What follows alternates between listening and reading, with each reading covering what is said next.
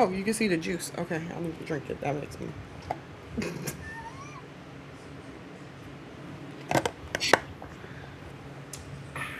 Okay.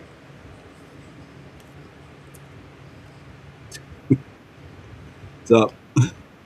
Hi.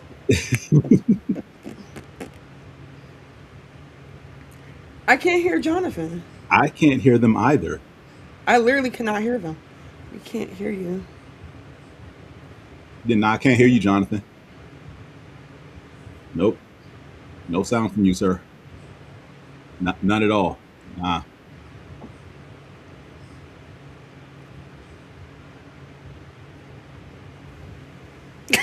Me.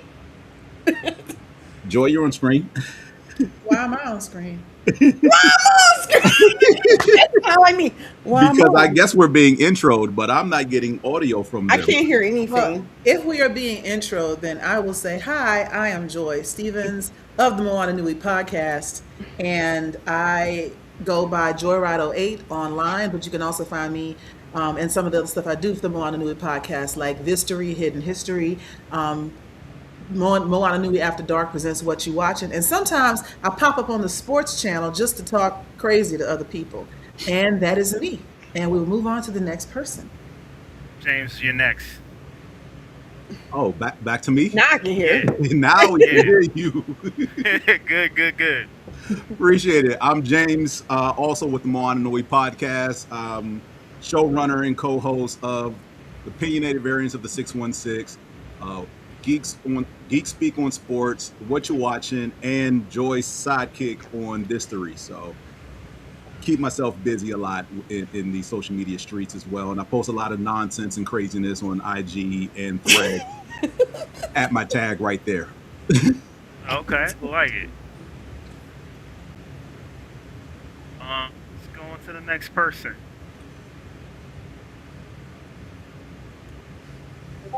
And that is Yeah.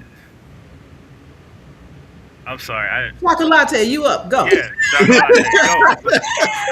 There he is. All right. Can you hear me now? We can hear We you can now. hear you I now. couldn't hear you. Welcome. You can finally hear I me can now? see and hear you. Yeah. Oh, now I can't see you. Now I can see you. That's crazy. Anyways, man, last one. Man, let's get furious up here. I don't know what's going to happen next, man. This is... It's already Tell me starting people- hating. The technology is hating right us. now. This is some bull, man. Furious, man. Introduce yourself. Hey.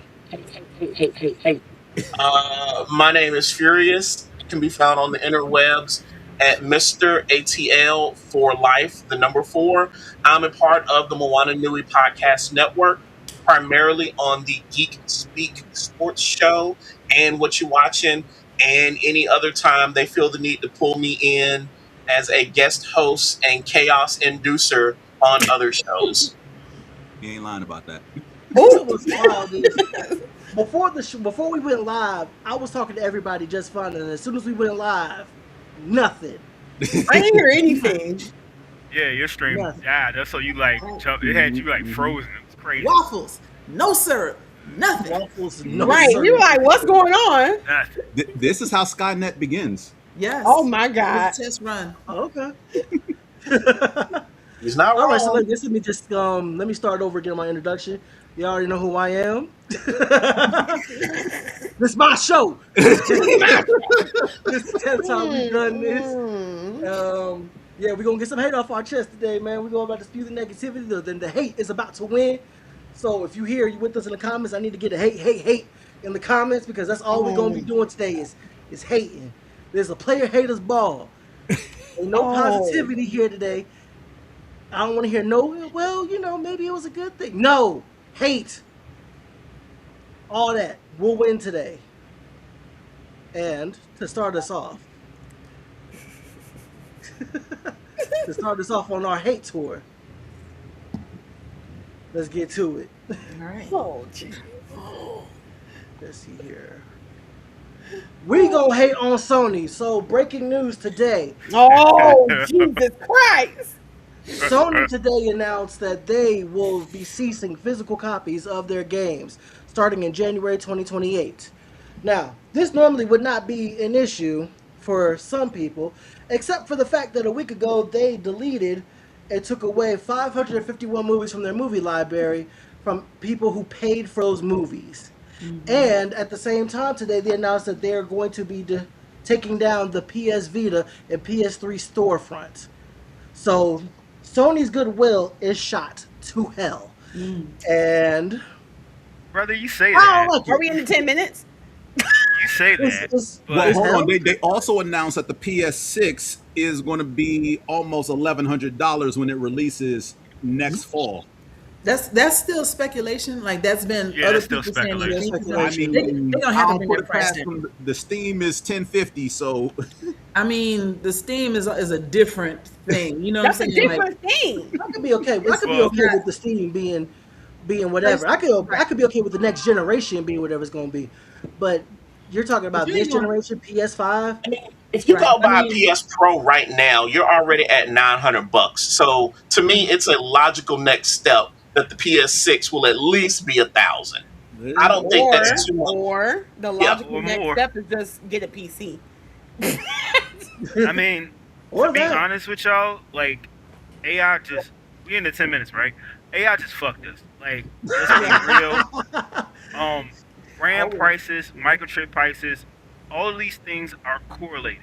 These are the reasons that these systems are so expensive. Reason why the Xbox just went up in price. Reason why the PlayStation is going to go up in price.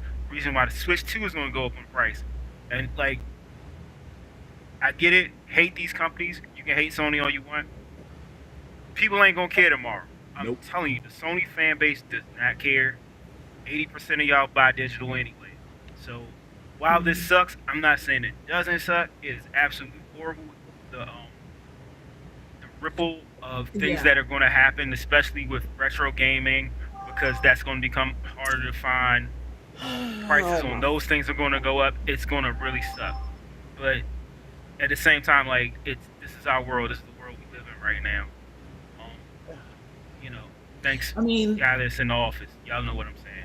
and you know, and it's actually still going right along. If y'all have read Parable of the Sower by Octavia Butler, she talks about the atmosphere. Like she just goes right into the environment that people are living in. And it's like 2025 at the time. There's a president that's talking about make America great again. It feels prophetic, but that was Reagan's slogan. So she was just recycling that. So, you know, she just looks at history. But also groceries are $1,500 a week, roughly. Right? And everybody had internet. Everybody had a computer. But the cost of living was like $500,000 or something ridiculous like that. So I can absolutely see people learning not to blink an eye at $1,000 console just to play games. I can see people living online. You know, Ready Player One is right around the corner as well, where we're just, or the hellscape of Black Mirror, where everybody's just bicycling for energy to feed the data centers so we can live in a virtual place and buy cute outfits for our avatars. Like that's also right around the corner, you know? So I don't like being on screen by myself. Please take me off of this. I mean, you was cooking. Definitely was cooking. This is a Definitely was cycle. cooking. This is a cycle in gaming that, you know, we've seen before. Like one company decides, hey, we can push the envelope with our prices. So everyone else decides we can push the envelope with our prices too.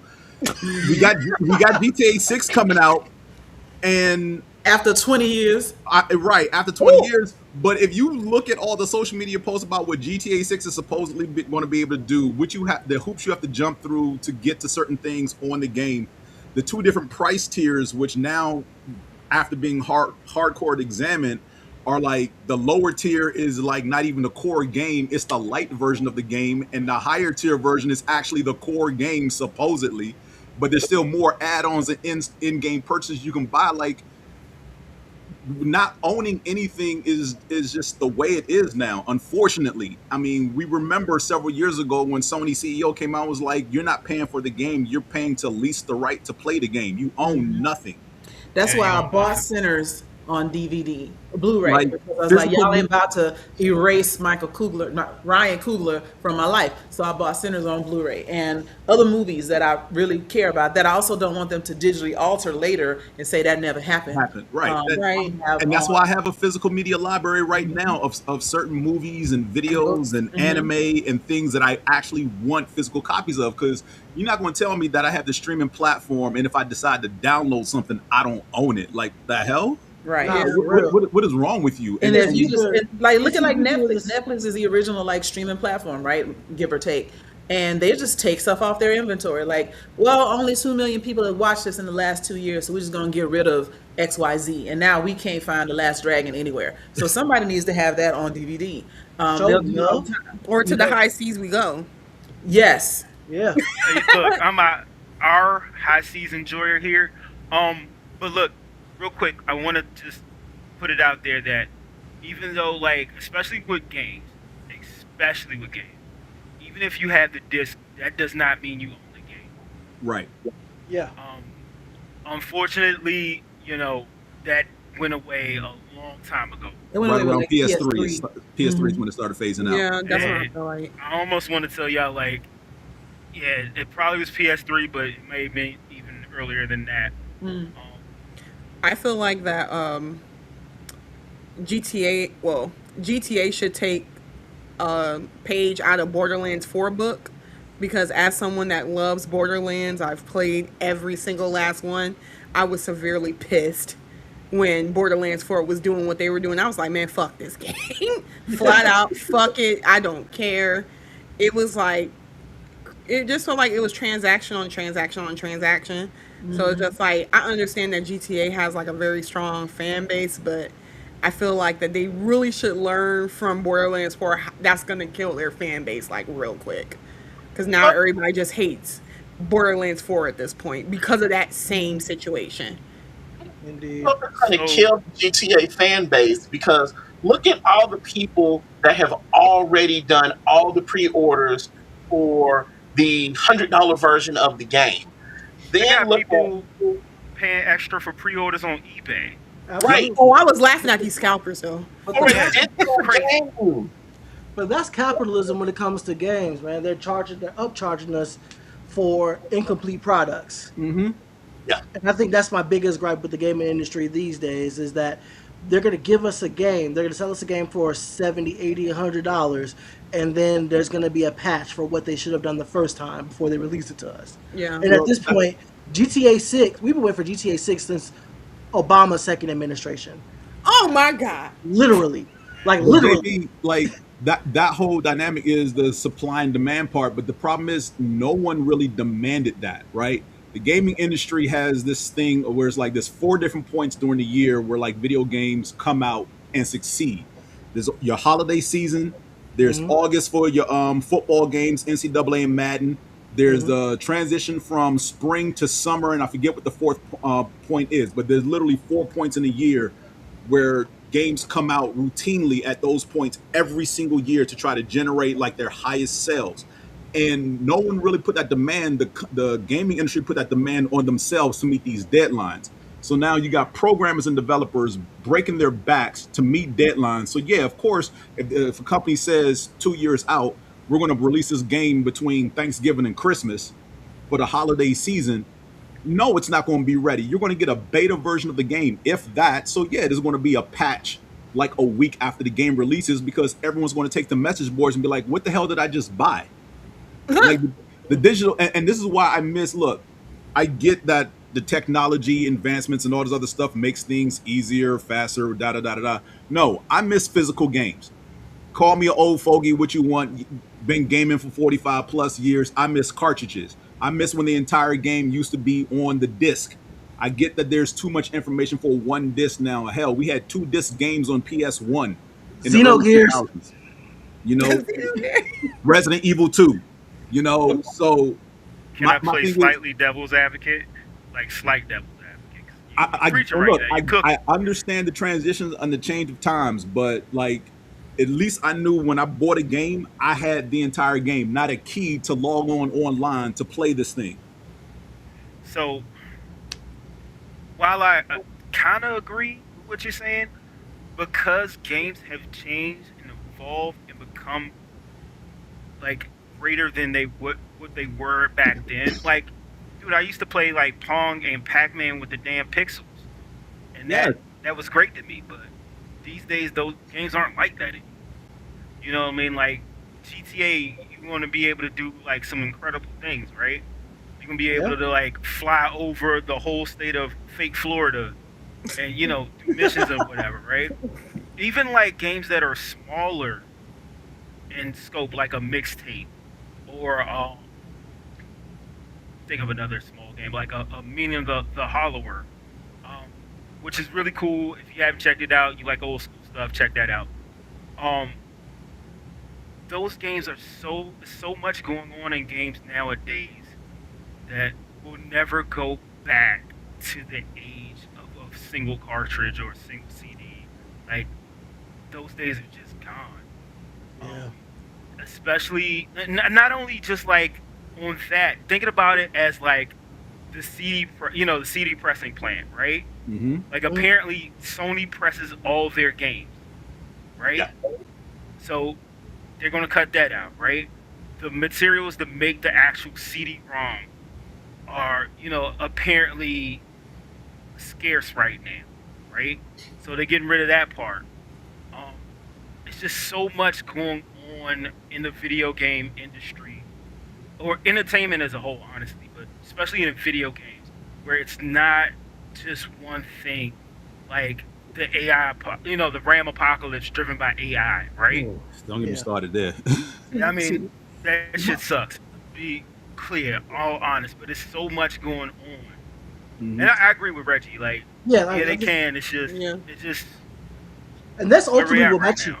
Yeah, that's ultimately what my chief problem is that they can pull the plug on licensing or whether or not you did or not, and you pay full price for this. And that's why I Right. brought up the people who paid for those movies. Like if you bought like Scarface or Batman Begins or whatever, and they just decide, you know what, we don't own this anymore, and we're just gonna yank this from you. That's just gone. I'll That's do you money one better. paid. I'll do you one Well- better. I'm wearing the jersey from Guardian Games of Destiny 2. Right? We saw what just happened with D2 like a few weeks ago. Yeah. Sony's running like they released their final update, released everything, and within the first week of saying this is it, they reduced the price of the last two expansions or features, whatever it was that came out, down to like $10 and $12. Let people buy the complete thing for like $40. I'm talking about from like Lightfall all the way up through current day, $40 for Sheesh. everything. You're talking like 7 expansions. They're Sheesh. just giving it away. At some point within the next 2 to 3 years, Sony's going to flip a switch and be like, buy D2, and everybody's going to be asked out. Well, not if the bill gets passed that's currently currently being proposed to Congress for game preservation, where Just even stop in a killing game games. where if And it's an online server, what they're pushing for is there has to be a way for me to play Destiny 2 as a solo campaign on my local device without the need for the internet. It's passed in California, which I'm glad they did it in California, because typically if it passes in California, that's not necessarily an automatic it's going to pass for the rest of the US, but typically it will. It's like a little litmus test. Yeah. Also, the other thing that I like is this, I believe, will have a lot more people looking at Steam and being a PC gamer. Yes. One thing I like about Steam, they came out years ago with, I forget what license was being negotiated, but Steam was like, we will never take anything out of your library. And while I can't 100% guarantee that that's true, I've never noticed anything get pulled out of my Steam library. And I've got some really oddball games that have come from very small developers where, if something got bad, it possibly could have gotten pulled. So I think Sony is, again, just pushing people towards Steam, because if we could trust that Sony wouldn't pull things from your library, this all digital transition, while yes, we would prefer to have physical media, but the transition wouldn't be that bad if we trusted them to not pull anything out of our libraries. Exactly, and that is the crux of the whole argument today, is that the goodwill is gone. Oh yeah. Yes. Yeah. The goodwill is completely shot. But All right, I just wanted to cover that real quick because, man, fuck And Sony fuck the for that. dynamic pricing. Yeah, Yeah, that shit can go and to hell. it's not, and it's Go gonna to get hell. worse, and it's gonna get worse. Since you told us not to curse, even though we cursing, I'm still going to say Sony can feast on phalluses. That's a good way to put it. Yeah. I mean, they're gonna learn all those other systems that failed because of the high price tag. Yeah. Max. 3DO, All right, man. Atari Yeah, Jaguar. 3DO. Not the Jaguar. Right. If you in the comment section, man, let me get a hate in the comment section because I'm about to get started on the real hate, and I got to start here. I have to. Wow. Oh no. Can I start? I want to start. Let me start. Why we hating on Yeah, Supergirl? hey, though? coach. It's not the movie. It's not the movie. No, it's not the movie. Okay, it's not But- the movie. Okay. Nah, but by all means, go ahead. Okay, I don't mind going full screen for this one. I hate that little girl. I hate that little girl. I hate I was gonna everything. get to it. I was gonna get to her. Yeah, I hate the way she talked. I hate the way that she walked. I hate the way she dressed. I hate all of it. She got on. I also, just being serious for a moment, I hate that whenever they try to make someone seem innocent or intelligent or sympathetic, they give them that doggone fake and British accent. I hate that too. Yeah, I just realized that. I Yep. hate it. It just adds to white supremacy on a whole different level. I hate that for real in my soul. There's no reason for an alien on a whole nother planet, another galaxy to talk like this. Wherefore is this British thing coming from? So yes, her. Hate her. She's a wonderful child in real life, but that character, I almost wanted her to get hits. I wanted somebody to knock her out real good one time in the movie. Just hit her, just knock some sense into her because she was so petulant. She reminded me of Princess Leia in Obi-Wan, who I also hated. Dang. Your whole life is in danger, and you walking around talking about what you will and won't do and what you demand because you was some heir to a throne. Girl, if you don't get all the way the hell up out of here. I'm trying to figure out who I hate more between this child in Supergirl and the teenage boy in Extraction, who literally did the opposite of everything Helmsworth's character told him to do to stay safe and live. It's like, stay put. I'm going outside.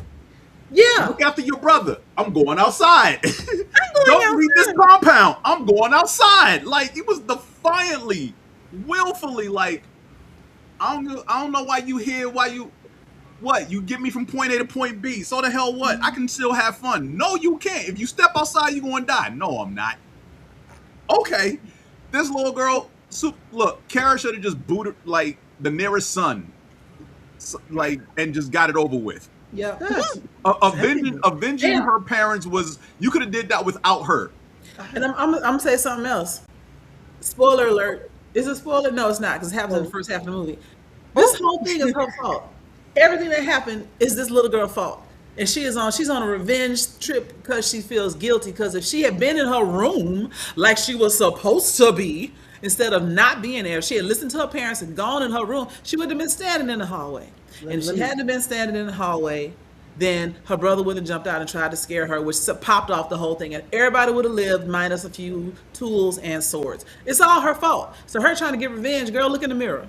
And go to bed when they tell you to go to bed. I'm just saying. Yeah, it's a little bit late, man. It's a little bit late, but that was all. That was After the fact. I mean, the movie's been out, I didn't know it was 2 going weeks now? It's not like I spoiled the end of the movie or anything. That's Right. like in the first 15 minutes. You'd be all right. Oh, see, that's not bad. You'd be all He right. said Tariq from Power is the 100% Earth. First of all, True. Tariq and I've never watched Power. Yeah. Tariq I've and never Kanan. watched Power, Tariq and Kanan. but I will Let's agree talk with you about said. I didn't watch Power past like the first 2 or 3 episodes because like mind you, I am down for whatever, but even for me, I was like, it's a whole lot of sex in this show, and like it seems to be driving the plot, so I'm out. And I This didn't man want. just, he just wanted to hump on his high school crush, man, the one that got away. Mm-hmm. That's it, because his The wife Let didn't go. believe You him. ain't in high school no more. Let go. She Right. don't want you. She didn't want him. Move on. They was having so much sex. I'm surprised the viewers didn't get pregnant. I mean, for real though. I all will of never that watch is Power. Okay, in cool. real life It's and like, fiction. all Let they your did- high school crush go. Move on with your life. All they did was lie and clap cheeks. That's it. That was the whole dynamic. They Again, lied you to make each me other. glad I haven't watched this show. Yep. It's a I good haven't show though. watched It's a this good show. It's a good show though. I'm not knocking that, but you're making me glad I've never watched it. Yeah, this is not making me want to go check it out. Right. Yeah. It's not It's a into big my rich town. yeah for this. But I need to get. Can to you get make a back to drinking this. game out of it for every time they clap cheeks you drink? Yes. We would die. Oh my God! I was joking. Based on JB's description, absolutely. We would die. Yeah. He said lie and clap treats. If you drink it every time one of those two things happen, yeah, you're gonna be passed out. Yeah. In the first 30 minutes. I mean, to me, yeah. Hey, listen. Don't walk it back on. You said it. Anyways, let me talk to these people real quick, man. I gotta get this hate up out my system real quick, man. for these lying, misogynistic, beer belly, basement dwelling, never smelled a coochie back then bastards who've been saying for weeks about how bad and how awful this movie was. When this movie is solid. Yep. It's a solid movie. Yeah. It's not gonna redefine the superhero genre. It's not gonna move women's rights forward, even though she did take down a trafficker, which I'm not sure why we're upset about that. And Because they want traffic. solid movie. Check their browsing history. Like Yeah. Yeah. nah, Mail I order don't, brides. They definitely probably should be on the watch list. don't go Right. there. There's- Don't look on their browser. I'm gonna go there. I'm gonna go there. There's something to what he's saying. Like some of the criticism I've heard about Supergirl is that she's not pretty enough. She Yes. doesn't look the part. A lot of that incel fantasy around female superhero characters is, can I or do I want to get with her? Yep. Right. And if I I don't catch want to this? get with her, then she shouldn't be in the role. And so because this girl is, maybe got a bit of an 8 head instead of a 4 head and her teeth are a little crooked, she's a pretty girl. But that's not the point. The point is she's a strong girl. Yep. Supergirl is strong. Supergirl is Superman's equal in every way, right? Superior in some. The fact that she needs while braces Superman- is immaterial. But they're like, well, she's not hot enough. Her boobs aren't big enough. She doesn't look the part. She doesn't look the part the way you draw her in your fantasies. And your little Nobody dual. want that Meanwhile- dusty ass. No Right. way. Shut the Go fuck and up. look, if that's what you want, go ahead and pull out that crusty sock and stay in your bed and do what you gotta do.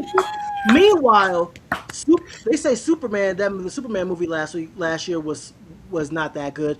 To me, best Superman movie that we've had so far. I think agree. it's the truest. I think it's the truest we ever had to what Superman in the comics is and represents. Better than Cavill. If you want to fight me on that, I will give you my address. We could meet me outside. Yeah. In my perfect world, I Take wish it that outside. Cavill had been playing this Superman, because I think this Superman was more accessible. I think that they finally stopped trying to make their superheroes perfect. Yes. And Superman got issues. Superman is a bit of a smug bastard. Yes, You he know, is. Superman had a fight with, and then he even had a fight with Lois Lane. She told him, "You don't want me to interview you because you can't handle it." He's like, "I'm Superman," and then she interviewed him, and he walked off because he couldn't handle it. Punk ass. So that's That wasn't the point of that. The point of that was he was trying to argue that he was doing the right thing, and he's so concerned with doing the right thing that he's not looking at it from the other angles of it. yeah. My point is he couldn't handle the criticism from his own girlfriend, who was trying to show him why she said she didn't want to interview him, but he insisted on it, and then he got his ass handed to him, and then he went to walk off. So yeah. No, I'm not. They I'm give gonna him argue that with Freckles. warning, and he I'm ain't gonna argue with listening. Freckles Stickers right now. No, Henry Cavill, pause, is a beautiful man. He is the picture. He is like what Superman should look like on paper. If you want to build what Superman should look like as a person in real life, it's Henry Cavill. His material sucked. He never smiled. He was never hopeful. He was petty, and he never had a positive thing to say about nothing unless Lois was involved. Plus, his dad was an asshole. Jesus Christ. I've never cheered for a You have a lot of positive things to say about us. Right. He was fine though. He was fine. Well, she said pause, but Look, the eye But can't no, get butts and seats, whether it's male or woman. So whatever. yeah, Mm-hmm. yeah. But Cavill got butts and seats. Whether the Yeah, movie but was He good or did not, put we butts can in have that seats. debate he from did here to put the end butts of in time. seats. Yeah, But the he movie put was butts in whack. seats. But for whatever reason, people were convinced he was a really good Superman, and it's not his fault, but he wasn't. But we're saying something very similar here because people were convinced that he was really good Superman because that little curly lock of black hair fell perfectly in the front of his face, and that's why they said it was great Superman because he looked the part, and then they could ignore everything else and play into their own fantasies however they might show up. Which is going back to this Supergirl. She doesn't look the way they tend to draw her in fan fiction, and she's messy. Most guys in the demographic we're talking about, that incel group, most of them are looking for what my friends call a bang maid, a fuck mommy. Like I want somebody to cater to me and take care of me and then also clean up after me. And then you got this Supergirl who is like living in like dog pee and beer, right? Cans and trash and stuff everywhere, which honestly I can relate. Like I got an empty suitcase and clothes on the floor right over there, right now in my house. So I understand, the whole now living with dog pee and all that kind of stuff, baby. Get your life together. But Take a shower. take a shower. Don't try to brush your teeth with beer. You are not Wash, not Keller just mouthwash. with a bottle of Jack. Like, stop that. But it did give you a better insight into maybe some of the mental state that she was in. Just, nihilistic, what's the point of it all type of feeling that you got from her surroundings. And so all anybody else saw was she was a slob and she's not that cute to them.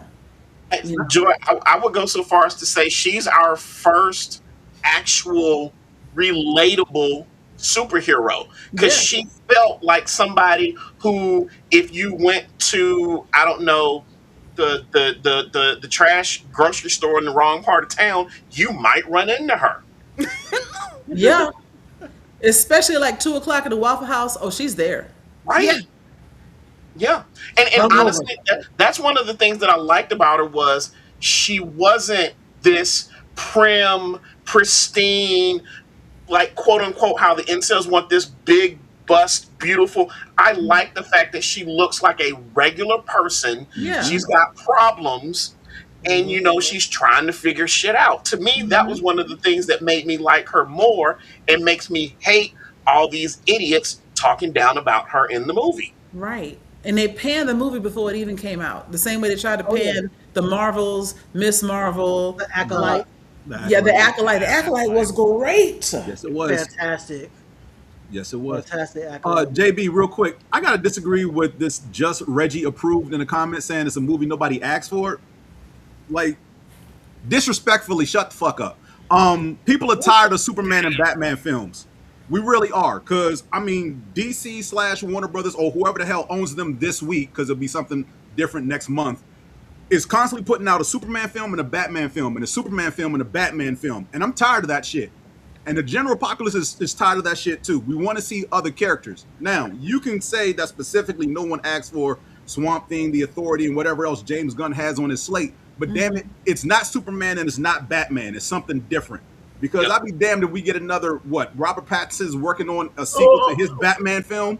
So that would be 15 Batman movies? Something like that. Last year was the 10th Superman film. Like, can DC / Warner Brothers give us something aside from those two? World's finest be damned. I'm just saying. I would say we had a movie about a talking tree and talking raccoon and we cared. Right. Marvel is willing to go that route. They did a good job of digging into the crates and finding something that was, because most people didn't know the history of the lore, they could make whatever they wanted and it was going to work, and it was cool and it was cute. And Guardians of the Galaxy became a hit out of nowhere. I love Guardians of the Galaxy. And if DC had better direction and if they had done some things differently, the Suicide Squad could have been that for them, but they decided they were going to try to be serious. Which one? Yeah, The what's first one? Suicide Squad? The first one could have been better than what it was because you wasted a lot of talent. Too many cooks in the kitchen. It was too many cooks in the kitchen on that one. It was too many cooks in the kitchen. Now I will say, what's the name of the show I like? Peacemaker. James? Peacemaker. I would watch a full-length Peacemaker movie because I think it's like with any of these heroes, if you and I tell love them John the story, Cena. Stupid. But ass. you won't be able to see him in Didn't Peacemaker because he's not there. you tell them what? the story, you did us to care, then it's whatever. Tell the It's a good John story. Cena joke. Oh, can't No, I think. was saying because you said you wanted to see a full length Peacemaker movie. I'm like, Oh. but if it's John Cena, you're not gonna see him because he's not. I thought you said you're not gonna see any of his hair, and I was like, what? No, he did I mean, probably- he did get a hair So long. It's bald transplant. right there. So He did get a He hair just transplant. So yeah, Oh, he did. yeah, he I did. didn't know that. Right now to get a transplant. Oh, Yeah. he he's got- bald. he- Oh, okay. Well, no, not anymore. He's not bald. Because he did an interview around WrestleMania early this year talking about he went to like Germany or someplace in Europe and got a hair transplant. No, And no, he no. talked about- He recently Yeah, he shaved his recently head got chance we could do another transplant. Okay, Yeah. Like, Another. that's this week. gotcha, Yeah. gotcha. All right. Next, let's move on, man. Let's move on from here.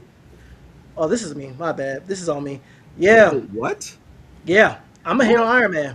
What? The movie, What? the character? I'm a Like, hate on what? Iron Man. Please Yeah. explain what you're hating Are you on. talking about Iron Man, like Explain Iron yourself. Man, or you mean or Robert Downey Jr. Iron Man? No. You hate I Tony think Stark. here's the thing. The only positive thing about Tony Stark is that he was played by Robbie Downey Jr.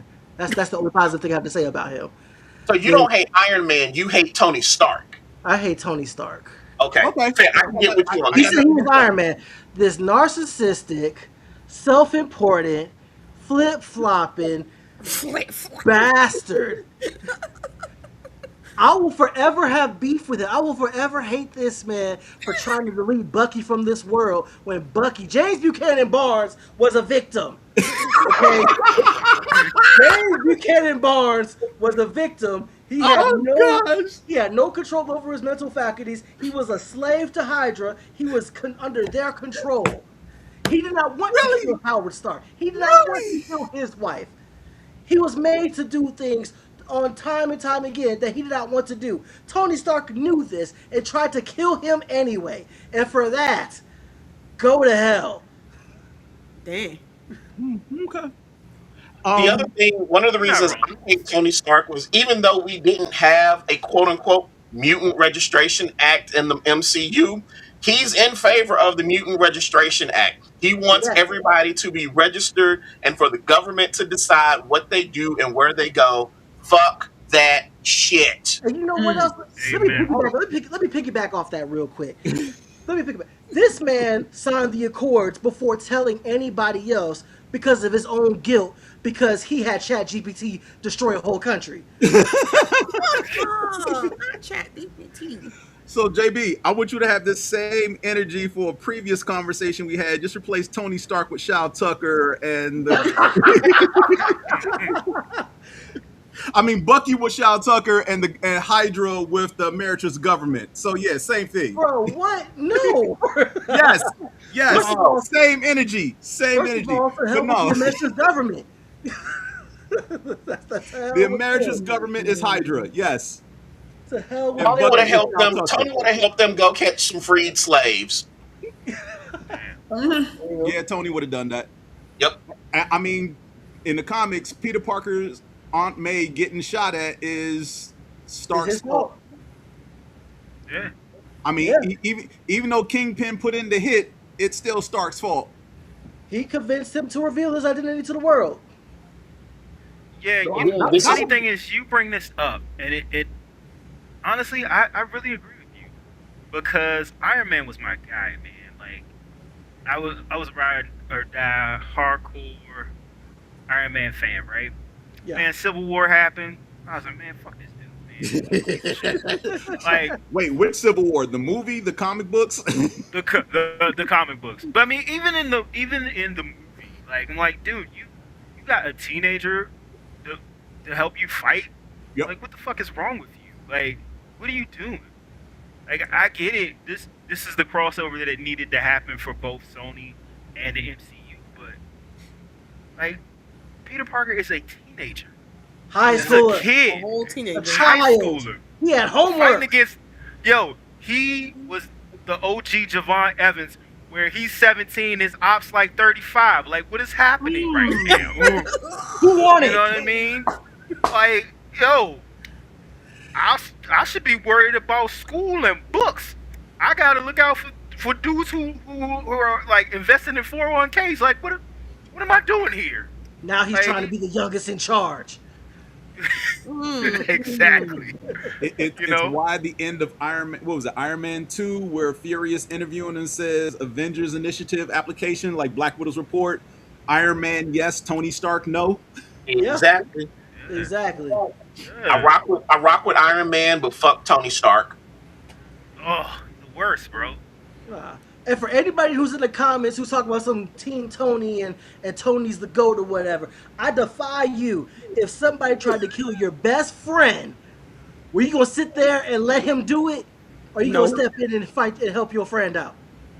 You Tony, gonna you gonna Tony Stark is exactly the asshole that they write him as in the comics. People just like to identify with assholes. He is rich. Yep. He's entitled. Yes, he's super smart, but that doesn't stop you from needing to be a better person. Yeah. You know, and the fact that you can create all of this and look the other way for years, and then just because it happened to you, which is so emblematic of so many, like I'm gonna say it, white people. It's not a problem until the problem comes to your doorstep. He wasn't worried about all the weapons he was creating, talking about we built some recycled benches in the park, but whatever. He wasn't worried about none of that until that shit got him in the chest. Got him. Right. And then he's like, this is terrible. And then he realized this is terrible. I should stop this. And he really stopped it out of revenge, first of all, because he could have gone anywhere to any conflict in the world. He went back to where they had held him. Right? First. Because Yeah. they had his weapons. And how did the enemy get my weapons? Oh, Right. that's right. My second in command did it. And you can act like you didn't know that they had your weapons, but you knew you built them. Right. You knew they weren't used for farming. So Right. yeah, Tony Stark is a whole ass. But Iron Man, over the course of the season, because Iron Man and Iron Man 2 was still a whole asshole. But Iron Man got better by the time he sacrificed himself in In-game. Okay. The single thing that he did that was good and wholesome and benefited everybody was his sacrifice at the end of Endgame. Everything else was his fucking problem, his fault. I got a problem Everything. I got a problem Everything with was that his plan in fault. Endgame. I got a whole problem with that plan in Endgame. I said this last week at the towards the end of the show. How come they got time travel? Mhm. They can all do that. First of all, how come nobody did their homework on Vormir? How come nobody did their homework on Vormir? No, because no one. First of all, Earth wouldn't Nebula know knew. about it.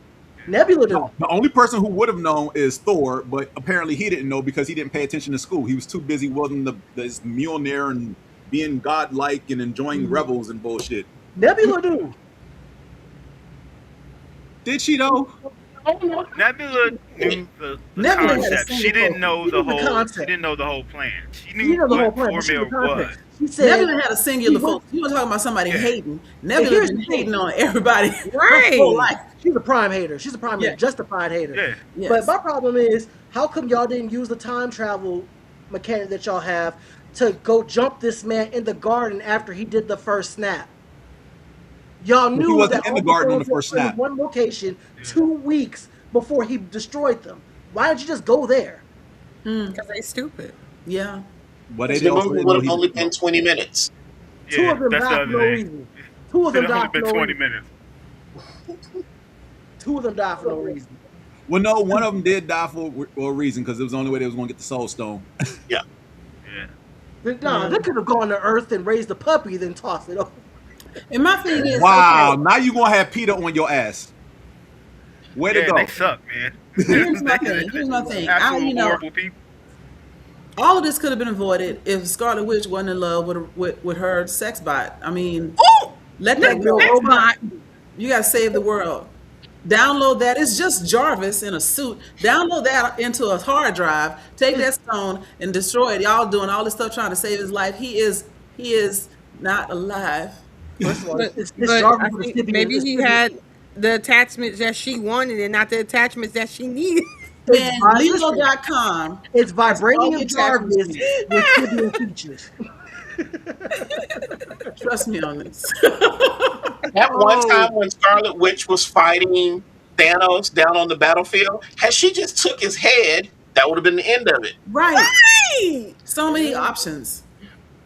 Yeah, but she was still scarred by inadvertently killing the Wakandans when what's his name blew himself up. So No. Yeah. Let's move on, man. Yeah. Let's move on. Mm. All right, who has a beef with this guy? Me. Oh my I do. Oh, I do. man. I have a beef How with can this guy. How you got beef with somebody you can't see? This a blank picture right there. Right, this Wrestling. is Look, back. I see a belt. Yeah. A belt just floating in air. exactly. T-shirt, hat. Who? I got a problem with this dude from like day one of showing up. And if you are roughly 30-ish or in your 30s and you started watching wrestling in the 2000s and this is your guy, allow me to say I'm sorry for your childhood. It sucked because John Cena is everything that was wrong with wrestling coming off the Attitude Era. And don't get me wrong, the Attitude Era was pushing boundaries and did a whole lot of things that definitely wouldn't stand today. It wasn't perfect. It was horrible a lot of the times. And I'm not catering or caping for it. But the powers that be, and I won't name their names, you know who they are, that put him in the forefront and allowed him to be the face of wrestling for damn near 2 decades, ruined a lot of careers. This man personally, single-handedly stomped out people from growing, ruined great storylines. You get into wrestling to lose yourself, to get involved in the story, to embrace the possibilities of what could happen. And all he did was just stack championship after championship after championship with whack-ass storylines that went nowhere. Oh, my favorite wrestler's getting his ass beat by a conglomerate of villains. Raw's about to go off the air. What's going to happen? Dun, dun, dun, dun. Cena's coming down the ramp to save the day. It's like Superman and shit showing up to save the world. He's Super Cena. exactly. He is everything. Look, if you grew up loving him, again, I feel sorry for your childhood. It sucked when it comes to wrestling because you missed some great stuff before. And honestly, wrestling mostly has been better since he's been gone. You know, I appreciate his part-time. Look, his farewell tour was nice. That was probably the most I got as far as enjoyment of his wrestling career. His U.S. title run? When he beat Dom? No, that sucked. No, not that. I'm talking about like the U.S. Open Challenge. The first one he did. Yeah, the U.S. Open Challenge was kind of dope. That was dope. No. We got It Sami Zayn. wasn't We the got challenge. Sami It Zayn. wasn't the challenge that was dope. It was the spinner belt that was dope. We got Kevin Owens. We got Kevin Evans through the Open Challenge. Yeah, we got Kevin Owens. We got Sami Zayn. But did he put him over? And you're naming all these people. Did he put any of them over? Kevin Owens. He did not put over Kevin Owens. Kevin Owens beat him his first night. Okay, beating him and putting him over, not the same. Well, if you talking about beating, like putting over as it made him look good. Everybody in that U.S. Open Challenge looked good. Everybody. Yeah. Yes. Nah, I gotta disagree. Yes. Everybody looked good. I'm still mad at the Sheamus run. I'm still mad at the Nexus story. Well, that's There's no reason he should. There's no reason he should have beat Nexus. That's justified. I mean, I kind of agree with you on that but you know why that happened. Of course, I know why that happened, but it shouldn't have happened. I mean, that was at that point in time. That's the way it was going to end. Yeah. And it seemed like no matter what the story was, as long as he got his butt beat on Monday and Fridays, that was fine. But come to pay-per-view, he was going to win no matter what. Oh yeah, he was lifting his hand on Sunday. So yeah, nah. Kick rocks, John Cena. I don't miss you. I'm glad you're gone. I'll be happy when Brock finally has his last match too, because he's another one that can kick rocks. Yeah, me too. You know what? Brock on the interpersonal level can kick rocks. I think Brock, when he's focused, is one of the best wrestlers of all time. When he's focused, when he likes you. Yeah. He's one of the best wrestlers of all time. Brock, when he first started, I like that Brock. The first 5 years of Brock's career, that was phenomenal stuff. No. Brock, since he came back from the UFC, nah. It depends on who he's facing. No, it doesn't matter who he's facing. Brock versus AJ, Brock versus Finn, Brock versus the last man standing match against Roman. These two matches against Oba have been really good. The match against Seth at WrestleMania. You mean the one where Seth basically only just stomped him 5 times to get the win? It was a hype moment. Yeah, it was. Sold for him. I was hyped. And again, this is why I can't get with Brock afterwards, because Brock stopped wrestling when he came back from UFC. Yeah. And that's why I have the problem. So you can't make me believe this is an indomitable force where he literally can only do 3 things in the ring. Brock versus Randy. Brock versus Punk. No. You didn't like Again, Brock and Punk at SummerSlam? no. Again, I don't. What? Anything of Brock post UFC return, I don't like. It's all trash. Dang. All of it. Dang, Because again, he can't. I don't Brock, like Brock. Brock versus Big Show. Go back and watch that Brock versus Big Show match. All three of them, including the one that was on SmackDown when they broke the damn ring. That was peak. That was peak. That was good. Right. So, and again, I maintain all of Brock's best matches were before he left for UFC. When he got back from UFC, no, you're not going to convince me any of those matches were good. Okay. Anybody else got anything to say about Cena before we move on? Peacemaker's a great show. The only redeeming thing that I can say, but yeah, his wrestling career, nah, kick rocks. I hate this dude. Dang. There's also his entry in the Fast franchise. What entry in the Fast franchise? He showed We up don't and talk died about in like that. 2 scenes. We don't talk about that. Yeah, that didn't really happen. We don't talk about that, but we will talk about the Fast franchise later. Nice. All right. Now, Whoa. now, now, I know who this is. listen, now, hear me out. Aren't you about to say you hate that he's dead? You can be quiet. I mean, I do hate that he's dead. I do hate that he's dead. The only thing Oh. can happen. I don't know. I boo-hooed. Listen, I was in the movie theater watching New Mutants when I got the news that he died. Why Oh, was wait, I wait, in the wait, time out, theater time out. watching New Mutants? I don't know. Pause. You went to the movies to watch New Mutants. Yeah, that's what you need to pause on. It was during the pandemic. You could have saved your money and literally done anything else but watch that film. I was bored. This is that or staying. You couldn't have been that bored. You could I have was dropped the that hammer bored. on your foot. I was that Dang. bored. Listen. Look, man, JB, you gotta do what you gotta do, homie. I ain't mad at you. Thank you. We I all can't did. co-sign that We all nonsense. did silly things during the pandemic. I did Trying not to pay make to see New bread, Mutants. yeah, no doubt. But I did a no, lot of my silly issue- things. Paying to see New Mutants was not one of them. Well, I fell on the sword for everybody. Appreciate your sacrifice. Because it definitely wasn't gonna be me. But Let's nah. go be me. But Now, you my know, issue, I use this picture, but it was it's a wide spreading issue that I can't stand. I can't stand, and we've talked about this before, me and you, Jonathan, but I cannot stand that there's no plans in place. There's no thought of idea that we're gonna get a replacement for T'Challa for this. We have 87 Supermen, 27 Batman. We got like 18 Spider-Men, but we can't get a second Black Panther. we will. We're going to get a replacement. Black Panther. This whole take is lukewarm at best. I mean, they didn't recast him, they reincarnated him. They've already got his son, T'Challa, son of T'Challa. All they gotta do is age him up to be with the Young Justice, whatever, not Young Justice, The Young Avengers. Young That's Avengers. a legacy And he's gonna be character. in there. I got general issues with how Ryan Coogler has treated some of the characters in Wakanda in general. Like one, and I partially blame people because people don't read, but people now think that Nakia is his love interest, not a former Dora Milaje turned villain. People think M'Baku is cool with him. He's not. People don't know about Killmonger. People think Killmonger's his cousin. He doesn't have the leopard with him. Like people just, yeah. But Okay, Claw so got JB killed. You're Claw not got mad at killed. Coogler. You're mad at the direction that they took with the lore of Black Panther because Panther, all right. those decisions are Because you above. undercut. Yeah, you undercut several things that could have prolonged the franchise. Okay, and this is where I have to say stop, because this is where we as nerds get distracted from what the industry is trying to do. As I've told many nerds before, and I'm pretty sure I said this to you at a MomoCon or something else we've been at, these movies ain't for us.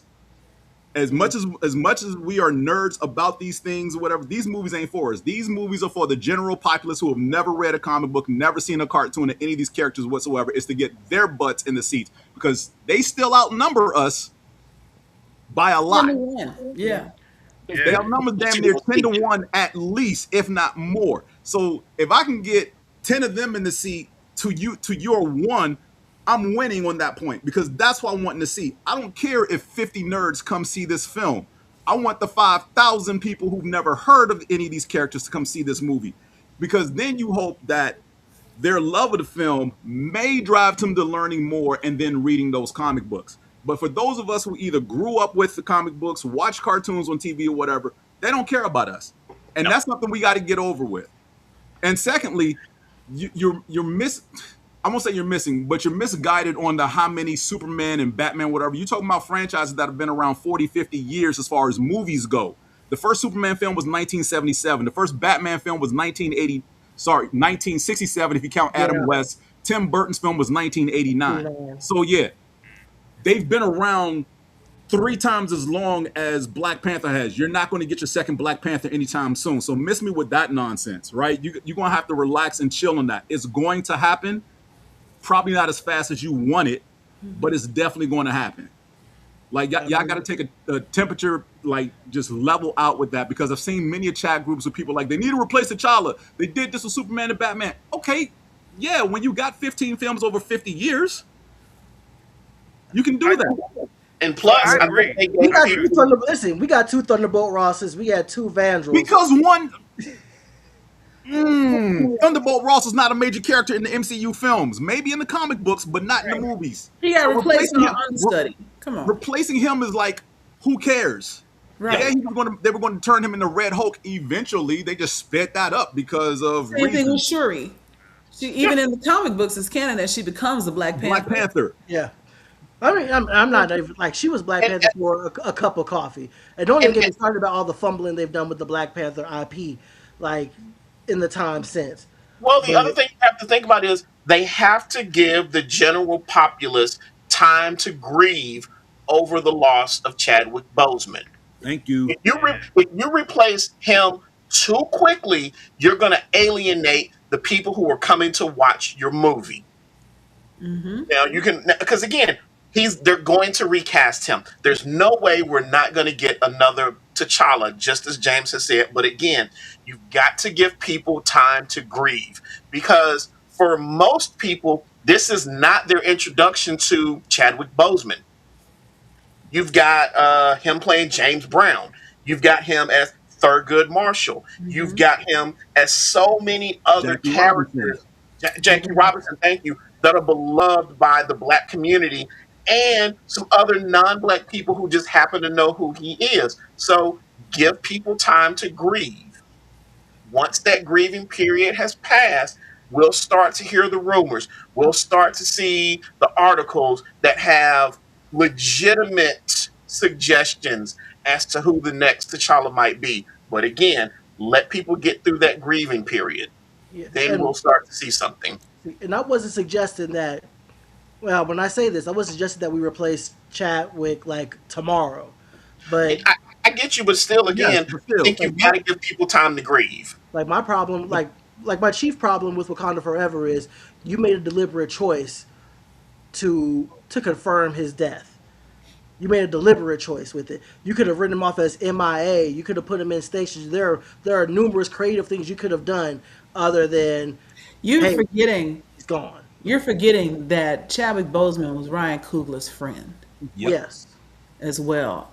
Ryan also may have been reluctant or even loath to replace him. And the direction wasn't just, how can we make the most money off the second installment? The direction is, I can't, in my mind, visualize anybody else doing this yet. And so there's that. And so I, being someone who hasn't read any of the comic books, not Nairn, so, but still find myself being a fan of Marvel Marvel Cinematic Universe, I was very, very happy with what they did. And that the second movie, for everyone that was grieving, it was collective, wide open in theaters wake for T'Challa, and the way they did it, and then even bringing in Killmonger to talk to Shuri in her dream state. I remember sitting in the theater being like, damn, because it was so perfect. Because she was angry. It was written very well, and I like the way they closed it off. But they did leave a door open. If they had left it where it's saying, oh, he's MIA or the king is missing or whatever, it would have felt to the people who were still grieving him like they're going to replace him any day now. They're not even going to take a moment. But the fact that they put the king's mantle on his son that we didn't even know was alive. It was a stroke of genius, in my opinion, because now the people that were saying we never want another T'Challa is close forever can let that go, because this isn't that T'Challa, this is his son. But they can always age him up. We know they're gonna do some magic, something with a Okoye bead or whatever, and be like, oh, he's 21 now, and then he'll be the next Black Panther from his auntie Shuri or whatever. And it'll probably come along, like I said, around the time that all the young Avengers come out. So yeah, just give it time, which is what people were asking for. We needed a moment because we lost a great icon, actor, etc. And Ryan Way Coogler, too young. the whole cast lost a friend and a brother. Yeah, like I don't know. He was. You know what? Stop talking about this because you about to lose. You about to piss me off. I'm just saying he was fantastic. That's all I'm saying. That's it. Move. Yeah, I agree. I missed that guy. All right. Dang, I was gonna help you out, brother. Who is this? Woo! Oh, no. Gabby Braun from I have a on Titan. laundry list of the ways I would like to end this little girl.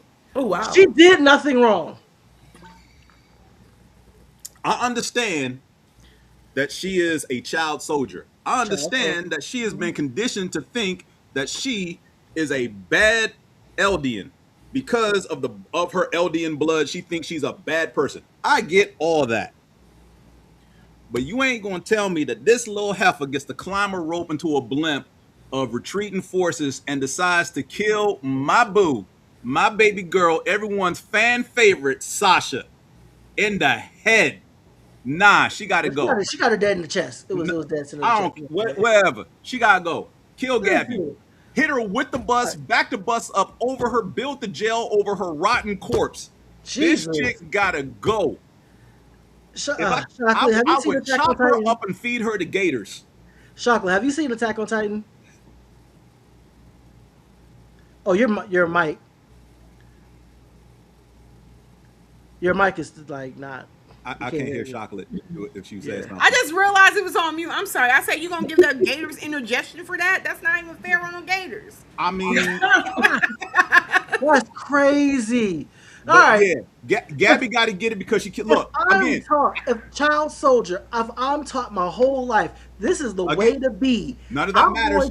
She killed Sasha. That's all that matters. That's my whole point for hating her. Is she killed Sasha? She could have killed any of them. I feel you. Emotionally, She could I have feel killed you. anybody else in that blimp but Sasha. Sasha killed one of her home people right in front of her. Well, that's their fault for constantly sending Titans over to our island where they basically, secluded us. Listen, Gabby had no interaction with the Paradisians at all her entire life. And the first time she gets one, they are raiding her homeland, killing her people right in front of her. I understand that we all love Sasha. I get it. Mm-hmm. But Sasha was just the first to get it. She was going to give everybody. She was going to dump the clip in everybody. Sasha was just first. And I blame all them dudes in that blimp for not tossing her ass out there with no parachute. Because she would have died when she hit the ground. She would have. Yeah. She would have. Because that whole arresting her, nah, this bitch needs to learn how to fly. Wow. Dang, She needs to learn how to fly the hard way. But nah, Faith. Let her know what sudden impact really is. Nah, They don't win fuck without Gabby. her. They don't win without her on this side. Bullshit. I don't care. Look, first of all, there's no winning in this. I've read the manga. Nobody, to anybody who's seen everyone else is a hold on, product if of their you've seen the environment. anime and not read the manga, newsflash, the ending sucks. Nobody really wins. There is no quote winning. Aaron was right. Stamp the whole world out. Because That's the apocalypse came anyway. They think Aaron's going to end the world. We got to take out Aaron. Guess what? Everybody still died because everybody still went to war a generation later. It was multiple generations later. And the world still ended. And guess what? Back to where we started. Because it's not like Eldian blood can be washed out of everything. Sure, Aaron took away their ability to turn into Titans, but Eldian blood still exists. There's still the possibility, which they hint at on the final page of the manga. Yeah. But yeah, Gabby, nope. We still could have got to the ending that we got without Gabby being alive. Shane, look, and then the fact that she's Reiner's, hold on, the fact that she's Reiner's cousin even makes it worse. Wait a second, that's It's not Reiner's she gotta cousin. die I must have twice. missed that. She's Reiner's cousin. Yeah, she's related to Reiner. They're cousins. The plot armor titan. The plot armor titan. Yes, Armor the Titan. armor titan. Reiner is her cousin. Yes, it's the whole reason she volunteered to join the military, to be just like him. Reiner is her cousin. How did you miss that? Well, you know what? I don't know if they say that in the anime, but yes, they are cousins. Again, read manga. I was reading it. That was also one You of know those what? things I got a was new. really I got a good. new hate. I hate people that try to make me read manga. When it's a Damn. perfectly good television show to sum all that up in a few hours. It's fine. Everyone at It's AOT fun. is It's trying fine. to Burn burn that Reiner. real quick. Love Reiner. You know Love what? Reiner. I hate Oh my Reiner. gosh, I no. hate Reiner.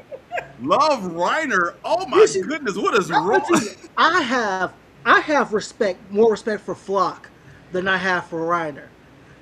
And here's why. Reiner was a bitch. It didn't know he was a bitch. He was a bitch that tried to make good of him being a bitch. Flock was You a know who bitch. Reiner is? No. I'm What gonna tell was- you who Reiner is. Reiner Okay. is Starscream in charge of the Decepticons, because that's basically what Yes. happened. Yes. That's basically what happened. The leader of their Plot team armor. died, and Reiner was like, let's keep doing the mission. And he's like, we should go home. And he's like, nah, because if we go home, they're just going to kill us and pass the Titans off to somebody else. Guess what? You can't do this shit right now without your leader, because you don't know what the fuck you're doing. Go home, die, You get your ain't Titan him. powers passed on to somebody else. You are not him, brother. You are not him. Now the thing is No about dog Flock. in Why I you. respect Flock more? Flock I is don't a like bitch Flock ass. either. But Flock knows he's a bitch ass and is comfortable in his bitch assness. And makes the most of his bitch assness. Again, Aaron was right. Stomp out the whole fucking world. Stomp out everybody, because everybody in Marley had to die anyway. This is wild. Man, Everybody in Marley had to die. You ain't gonna convince me otherwise. get behind me, Gabby. Get behind me. Oh, Go through you to get to Gabby. Shoot. oh. Here we go again. I Y'all thought I mean- was done? Nope. Dang. I hate this Back big again. forehead thumb looking bitch. I Oh, hate it. Y equal MX plus B hairline. Oh, Get that nigga off wow. my screen. That's I awesome. hate him. Oh my gosh. Okay, so what did Vegeta do? A former. You Yeah. look at the picture. He Look a at the bitch. picture. What you mean? What he do? I mean, those are like great front row seats to an explosion. What's the problem? He sent them boys to glory. His, The Dragon Balls brought him back. his Yeah, wife they and came child back. were in the audience watching this. Okay, and And Man, first part, hold up. You act like Boomer didn't know who Vegeta was when she was clapping cheeks. that part. he was You reformed. know, like most women, She she thought thought he she was could save reformed. him. You know, she thought she could save You him. talking about something we don't. Wait, hold on. We're gonna address this comment real quick. Let me see. We don't take Vegeta slander. Yes, we I don't do. know where first of all, I don't know where the hell you been. I've been slandering Vegeta for 3 weeks straight, and I'm gonna continue to do it again. First of This all, man this was was this walking Napoleon complex. What the hell? We will slander Vegeta all day and twice on all Sunday. day and tomorrow. This big head prince of Oh, big nobody. ass nigga. Prince of all what? 2 and 3 4 and a half Saiyans? Saiyans. 4 and a half Saiyans, and 3 of them are stronger than you. Now, what are we talking about? This guy, you know what I hate? You know what it really comes down to for me and Vegeta? It's the rule of cool. It's the rule of Oh, cool. the what? The He's rule not of cool. The rule of cool that somebody who make that up? says, who's painted as, or perceived to be, or says, or does things that is badass, they get passes for the bullshit that they do. Nah, Vegeta's a shitty person. He is a horrible I never person. gave him a And he, pass. and he I'm about to say, no one's ever given him a pass. Yeah, People no. give him a pass all the time. There is a comment right here that says we don't take Vegeta slander because Oh, he's cool. Ah! There's a comment right here. Ball one too many times. All right, fam. Y'all love the rule of cool. That's why Hey, y'all yo, think Vegeta Raphael was fuck the boy. better Ninja Turtle than Leonardo. He a fuckboy, for real. That part, Vegeta is a fuckboy. Yeah. Yes. Boy. Vegeta is a fuckboy. He literally in Z categorically made everything worse. Everything was made worse because of him. I mean, he's Trunks not even died the because best of friend him. to me in Goku anime. died because of him. The planet got blown up because of him. No, Goku died because of his own stupidity. No one told him to go Super Saiyan 3. Which time? What are you talking about? Wait, which Goku death are we talking about? The first one? The second one? The second death. Yeah, The that's second Vegeta's death, fault. Cell? Yeah, Cell. Cell? No, that was Goku's Cell, fault. man. He ain't have to instant transmission that dude to a King Kai's planet. He could have sent him anywhere else and instantly popped back. He chose to stick Where? around for the explosion. And then on top of that, let's also be clear about that. If Vegeta doesn't let Cell become perfect, that's not necessary. Oh, guess what? Goku would have let Cell become perfect. No, he wouldn't have. Yes, he would have. Yes, he would have, because he would have been like, I want to fight him now, because Goku. Right, that's Thank exactly you. what I was about to say. Yeah. I just want to fight them. Goku would put the entire planet in danger to let somebody get full strength because I got to beat them at their best. If Right. Goku was a real Listen, person, when- he would spend when all has his he done time that? online saying, I think I could beat him though. Like he would be the biggest can he beat Goku person Wait a in the second, world. when did Wait a minute. Goku- When has he Fight done this that? fucker. Fighting That's Fr- the hold on, three pause. things that nigga Fighting would do. Frieza. When he went Super Saiyan, he could have ended Frieza. He let Frieza power up to 100% before he fought him. I want you at your best. Boy, if you don't knock him out. So when has Goku done that? And let Namek get blown up in the process. Get the hell out of here. Goku was the worst. Well, listen, he didn't. The whole Namek thing, he didn't know that Frieza was going to do that. He Really? didn't have to know. He had Did just he? killed. He had He just didn't killed know that he was Krillin. going to blow up the planet. He could also just do what he's supposed to do. And stop. That's true. He didn't have That's to He do true. had just killed Krillin, and Goku No. didn't know that he was going to blow up the planet. Really, a dude who said I could blow this planet up 5 times over. Yeah. Okay, that's fair. But we're talking about Vegeta. It is fault. Oh, yeah, Okay, back to fuckboy number 1. Please go ahead. That's fuckboy. That's a fuckboy. He's a fuckboy.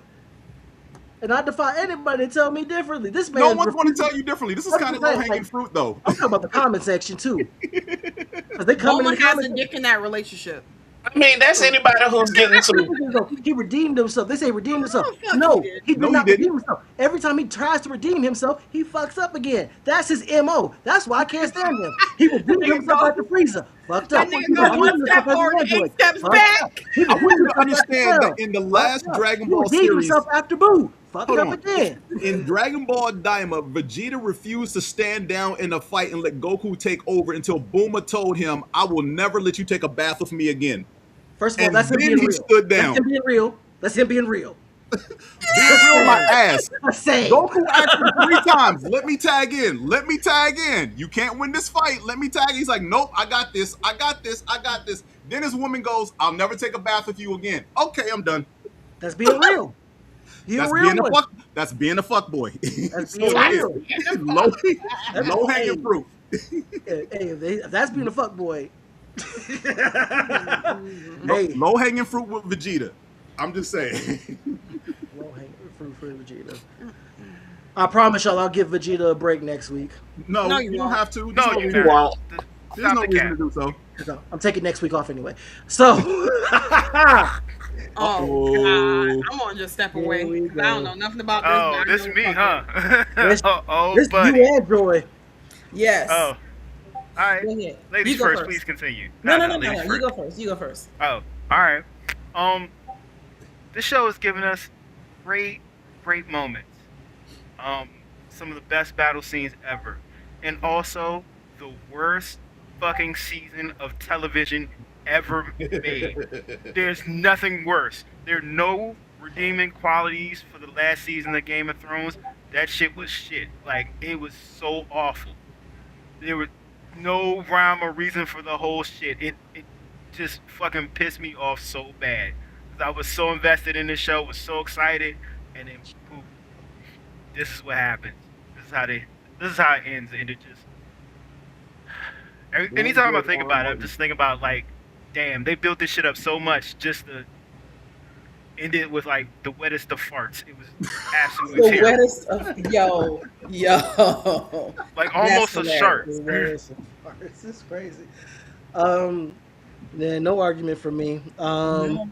one of the things I hate the most about this show, the Night King. Yeah. That was a waste of the whole arc. Waste. We get this buildup of all this horrible shit that he can do. He's going through villages, going through places, and turning people into minions in his army. He's got a dragon, and then we get to the end, and he dies because he got stabbed once. The That stabbing was was, But it was a special kind of knife. yeah, it was a Valerian dagger. It was Valerian The stabbing steel. itself doesn't. The stabbing doesn't bother me. It's who did it after all the buildup. They I'm- did whole nothing thing with about Jon Snow. the After fact that everything that they've talked about with him, the whole R plus J, R plus L equals J, the prince that was promised, all of that amounted to shit. again, for me, it's not so much the who, it's the fact that we didn't get a great battle scene, we didn't get a great fight, we got him getting stabbed, and that's it. He went out like I wanted- homie's dad in the Mad Real World. Like gone. Nothing So, bad. Damn. I'll take this to the one person who deserves all the hate, because while I don't blame everybody involved with Game of Thrones, I blame three people: the two showrunners and the D&D. author of the novel, George R.R. Martin. George R.R. Tolkien can feast on fallacies. That dude Seconded. released a book when season 1 came out, cashed a check, and said, "Fuck finishing this series. I'm good. I ain't got to write nothing else." You ever." see the way that man dressed? That man is See having you the time later, of life. suckers. If you wonder why the quality of the show goes downhill starting around seasons 3 or 4, depending Yeah. on how you look at it, that's why. Because when they got to those points, they ran out of material in the books to use. They had exhausted everything. Yeah. There was nothing left. And Martin sitting over there counting paper like 1001, 1002, 1003. What? Write a book? Yeah, fuck you. 1005. Damn it, I lost my count. Shit. Starting Still over. counting money. What you mean write a book? 1001, I because can't that's do all that. he's doing. Because he's still getting paid off them making the show. Yeah. He's still getting EP credit off the Yeah. show. So as long as they keep making it, he's still cashing a check. Mind you, the show is still pushing his book sales, and people still coming up to his sign is like, "When you going to finish the series?" "Oh, I'll get around to it. It'll get done." Never got back to it. Literally never got back to This it. Because man is outside with the Huz right now. He ain't never had Huz before in his life. So, yeah, I get people hating High Game quality. of Thrones, but direct that hate where it should be directed, which is a George R.R. Martin. That's Yeah. where your hate No, should be. Man. Everybody can get that. Everybody can get the hate for that last season. No, there's some characters in that story too. I'm equal quality hate over here. This is quality over here. Everybody can get hate. Yeah, Everybody can everybody get it. gets the flake. Yeah, everybody I gets the hate flake. him. I hate Jamie Lannister. I hate I Sir hate Reed. Friendzone. I hate Joffrey. Yep. Well, Joffrey got his early, so this, I He mean, got his early. Yeah. Still hate I him. hate Cersei. I think it's wild that he can't get a job now. Because they're oh, like, yeah, "He's he a is, job he is now." struggling to get a job, yeah, because of that role. People hate him in Oh, real life. really? Yes. Same with Cersei Lannister. Mm-hmm. Like, people walk up to her when they recognize her, they walk up to her and start cursing her out. Shame. Yeah, this is Same. That just means she was excellent at her job. She's an excellent She was. actor. She's Well, no, really one of the things that's funny to me is I don't know the actor's name who played Theon Greyjoy. I hate him every time I see him pop up in something else. Well, Yeah. he's the reason John Wick went on a rampage, because he Exactly. stole his car and killed his dog. Yeah. The first time I saw him, even before he kills the dog, when he pops up in John Wick, I'm like, I need y'all to kill this motherfucker right now. right now. He has a very Right now. killable face. Well, Right if he was now. killed at that moment, then we wouldn't have a series of John Wick films. But Yes. also, another villain that died early on. I hate Catelyn Stark, bro. I hate Catelyn Stark. Why do you hate Catelyn Stark? What did she do? Besides mistreating Jon Snow as while he was growing Then up. don't hate her. No. I'm not. You I'm hate not her riding with husband. that. You hate Ned Stark, because Ned's the one that brought home his nephew and told everybody it was his Ned- bastard son. Ned did what he had to do with that. I'm not mad at Ned for that. Then but you can't be mad You at can Catelyn. be mad at her. That's What what you're I not told gonna you. do? What you're not gonna do is bring your mistress's baby in my house and be like, I need you to raise it and be cool with the it. She was cool problem- with it. She fed him. He had clothes. He had something to do. She ain't I gotta don't love like- that boy. See, I don't like that the way she treated John, but that's not my real grievance against her. My real grievance against her is the fact that she released Jamie Lannister when she had him. Yeah. Okay.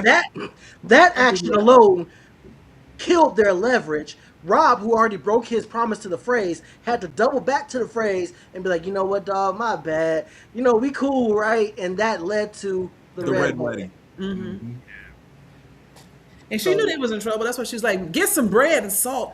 Nah, Like, no. girl, stay in your lane. Your son is out here in the field getting it. He's out here didn't lose a single battle.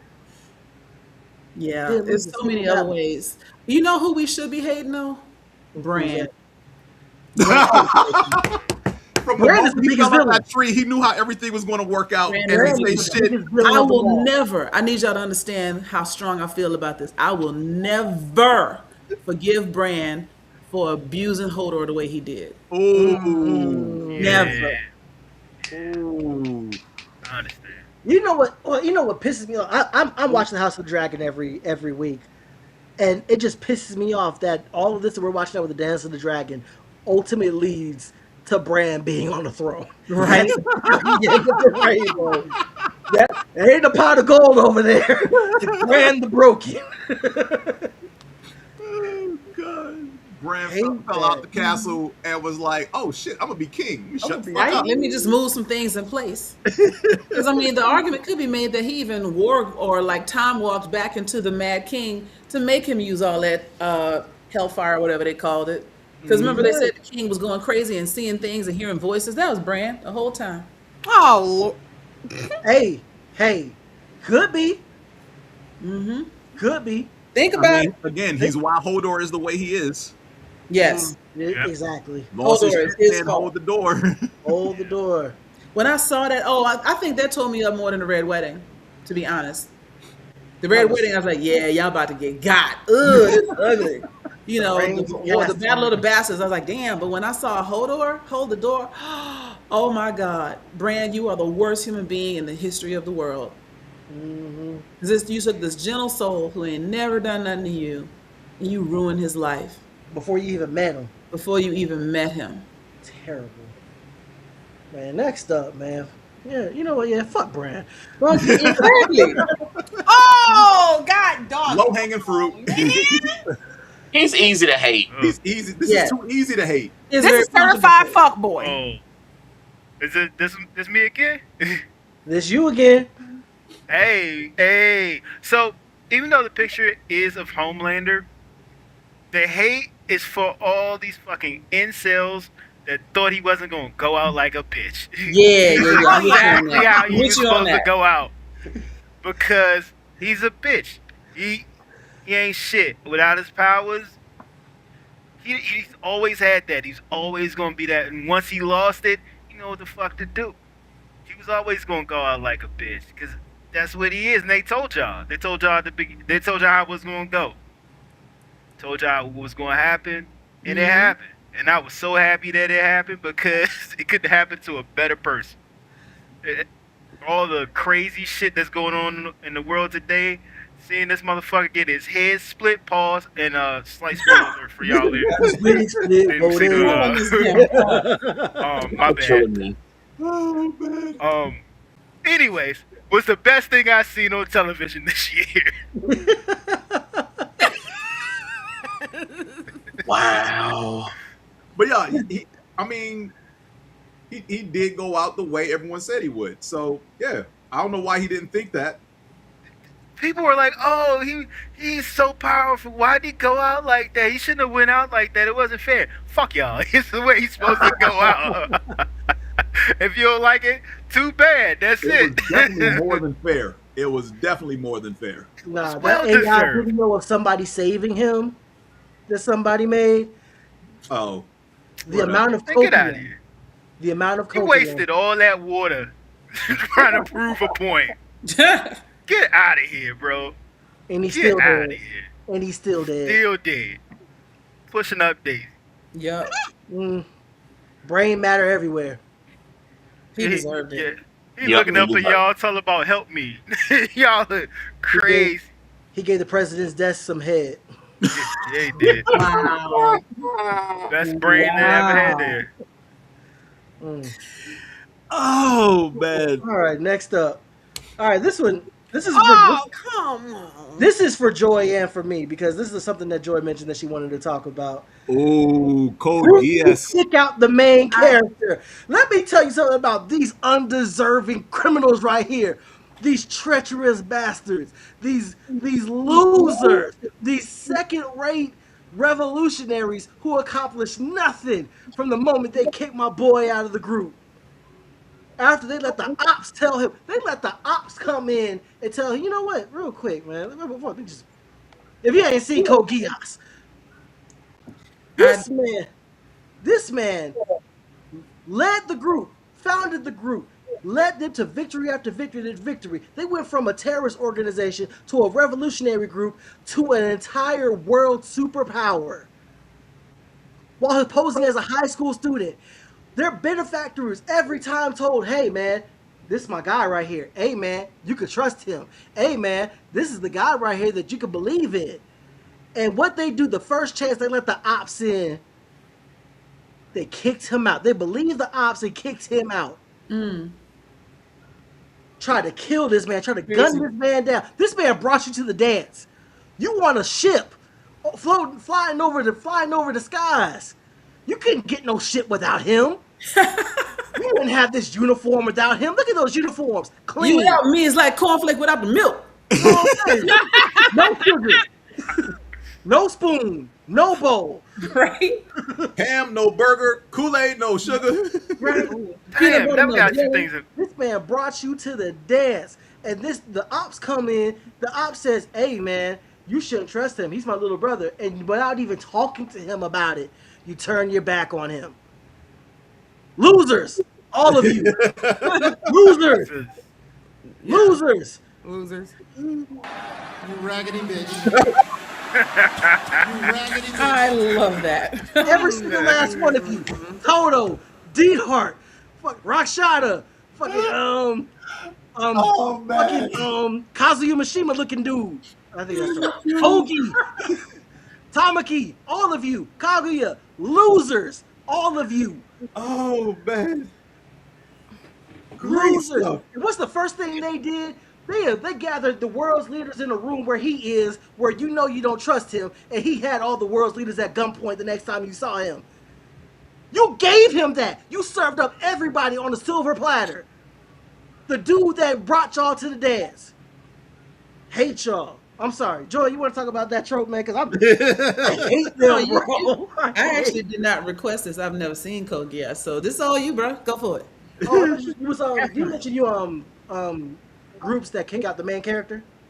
No, that was me. That was That James. was you? That was me. James. Oh, by all means. That was me. I mean, I wasn't thinking about this one, but there's a lot of middle-themed anime where the main character gets kicked out for being perceived as weak. Turns out he or she is actually the strongest, and the party lives to regret it, unfortunately, because they actually do get to live to regret it. They should be put down immediately. But yeah, it's the same trope that's going around. It's like 7, 8 anime I've watched over the last 3 years. The same thing. It's like, why are you kicking out the guy that brought you to heights, to greatness, to glory?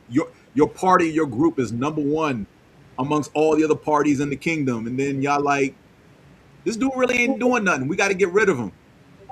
Yeah, let's kick him out. And then you wonder why you're no longer as strong as you were before you kicked him out. And here you are. So... treacherous bastards. To quote Black Dynamite, a lifelong friendship undone by kung fu treachery. Because that's what all these things have in common. Because it's always the best friend of the main character who's in the group who agrees. I don't care if it's reluctant or not. They still agree because everyone else is like, yo, your friend got to go. They ain't doing shit.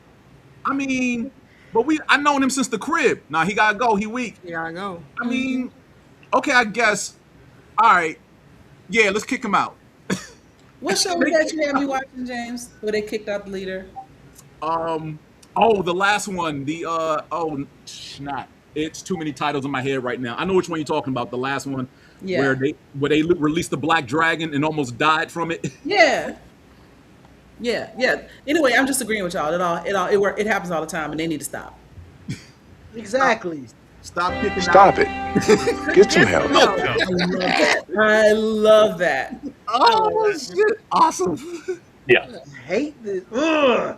I hate people like that. But yeah, that theme is prevalent in a lot of group anime, group parties or whatever. The hero's redemption to climb back to the top or whatever, and prove that, I just want to go out here and do what I want to, do what I've been doing. And I don't know why my people's kick me out. But yeah, that whole theme right now, and stop, don't if you got a party that's working, leave it alone. Exactly. Just leave it alone. You ain't got to kick nobody out. I don't care if it looks like the person over there in the cut ain't doing shit. They could be buffing all your abilities and you don't even know it. And how do you not know it? Like, that means that they never went anywhere without the person that they decide later, we don't need you. You know what? You know what that is? I'm gonna get deep on y'all. That's America trying to put black people out the country. Y'all don't know what y'all gonna be missing. If y'all put us out, deport all of us or whatever, we're gonna be gone. And y'all gonna be like, all this food tastes bland and we don't know how to dance. We could talk about that, man. We don't have no good slang. They need We look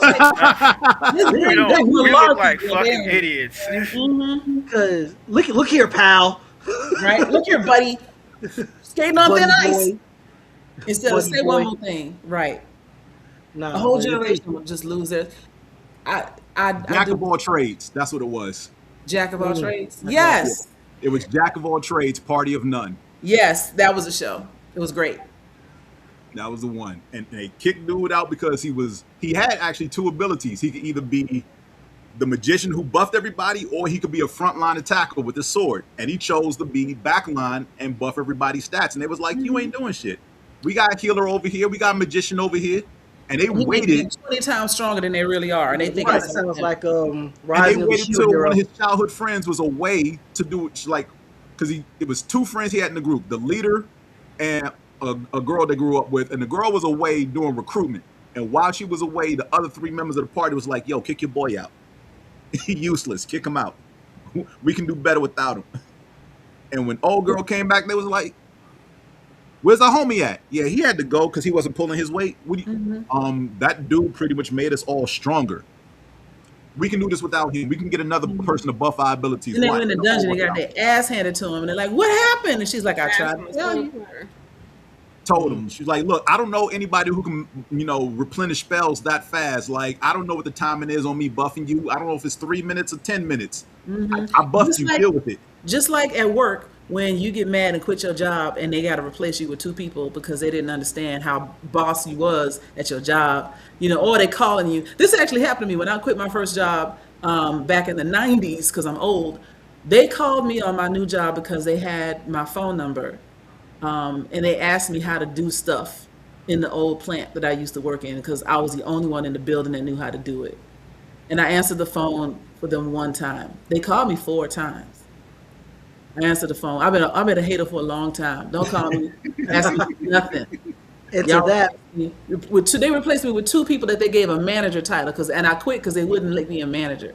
Then you go call those managers, call and say, can you help us understand how you built this database from scratch? Yeah, it's a book called Microsoft Access. Y'all should look at that. Make it work. It's a I that. love make it work. Now comes the part where we throw our heads back and laugh. Ready?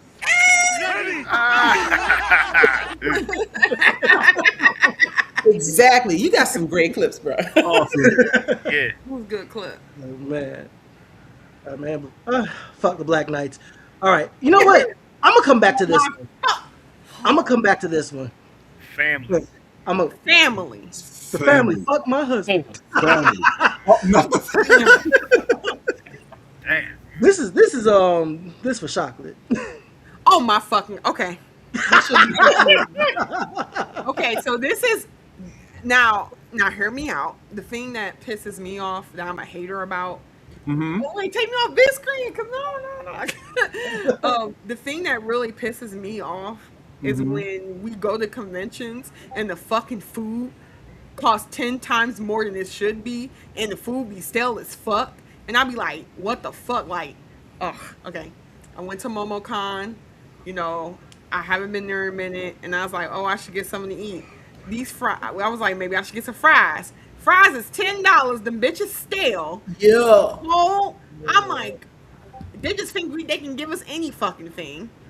And I'd be like, damn, maybe I should DoorDash something. At this point, I'd rather DoorDash stuff. At least I know it's gonna be semi warm by the time I get there, and I don't even care about paying price. So fuck everything that has to do with convention food. Fuck y'all. I know y'all be overpricing that shit, especially when it comes down to anime convention, because you know anime people don't feel like walking or doing any fucking thing. Because I feel like when you're getting priced, you laughing, but I'm dead serious. No, I'm I'm dead with you on that. Yeah, the vendors in the convention are ass. No, They're ass. no lie. Unless they're specifically selling It is. like chocolate or tea or something, and that's their thing that they're vending. And they're usually in the vendors aisle and not in the food court. The food court is trash. What sucks? Right? Matter of fact, last time I went to a convention, I took like 4 or 5 protein bars with me. I'm like, I'm not giving y'all a damn dollar. I would rather starve than I'd rather starve because I'm like, ain't no $18 motherfucker. at MomoCon for a little 6-inch pizza and a can of soda. So $18. first of all, Papa John's, why did you do that? Papa John's. I didn't do it. I just memorized the price. I ain't do Papa John's. Fuck that. Fuck that. Yeah. let's hit on Papa John's too. I hate Papa John's. I think Right. it's disgusting. It's not better ingredients, nor is it better quality. It's trash. Made It's from racism. cardboard with That's the ketchup. pizza vendor that's selling that at Momo. Is Papa John's. They're selling circular cardboard with ketchup on it, and Kraft. I will agree with the circular cardboard. Hot. Cold- Yes, Chicken tenders yes. and fries for $20 at Momo. Yup, makes sense. Yep. Well, that's at the bar where they already pre-made stuff and they just wait for people to come up and purchase it. So they Right. constantly churning it out. So if you go upstairs of the convention center, like whatever that walkway is from hall A to B, that right there, yeah, they're just churning out food. So depending on how long it was sitting there, because they know that the crowd that's there, they just start making food, setting it up. So until somebody orders it, it sits there. Yeah. I'm good. You just got to get lucky, Yeah, unfortunately. we were deprived of the CNN Center this year, but I heard the prices went up over there at the new location, the new food court over there. That bitch wasn't even open. It wasn't They open. knew what they were doing.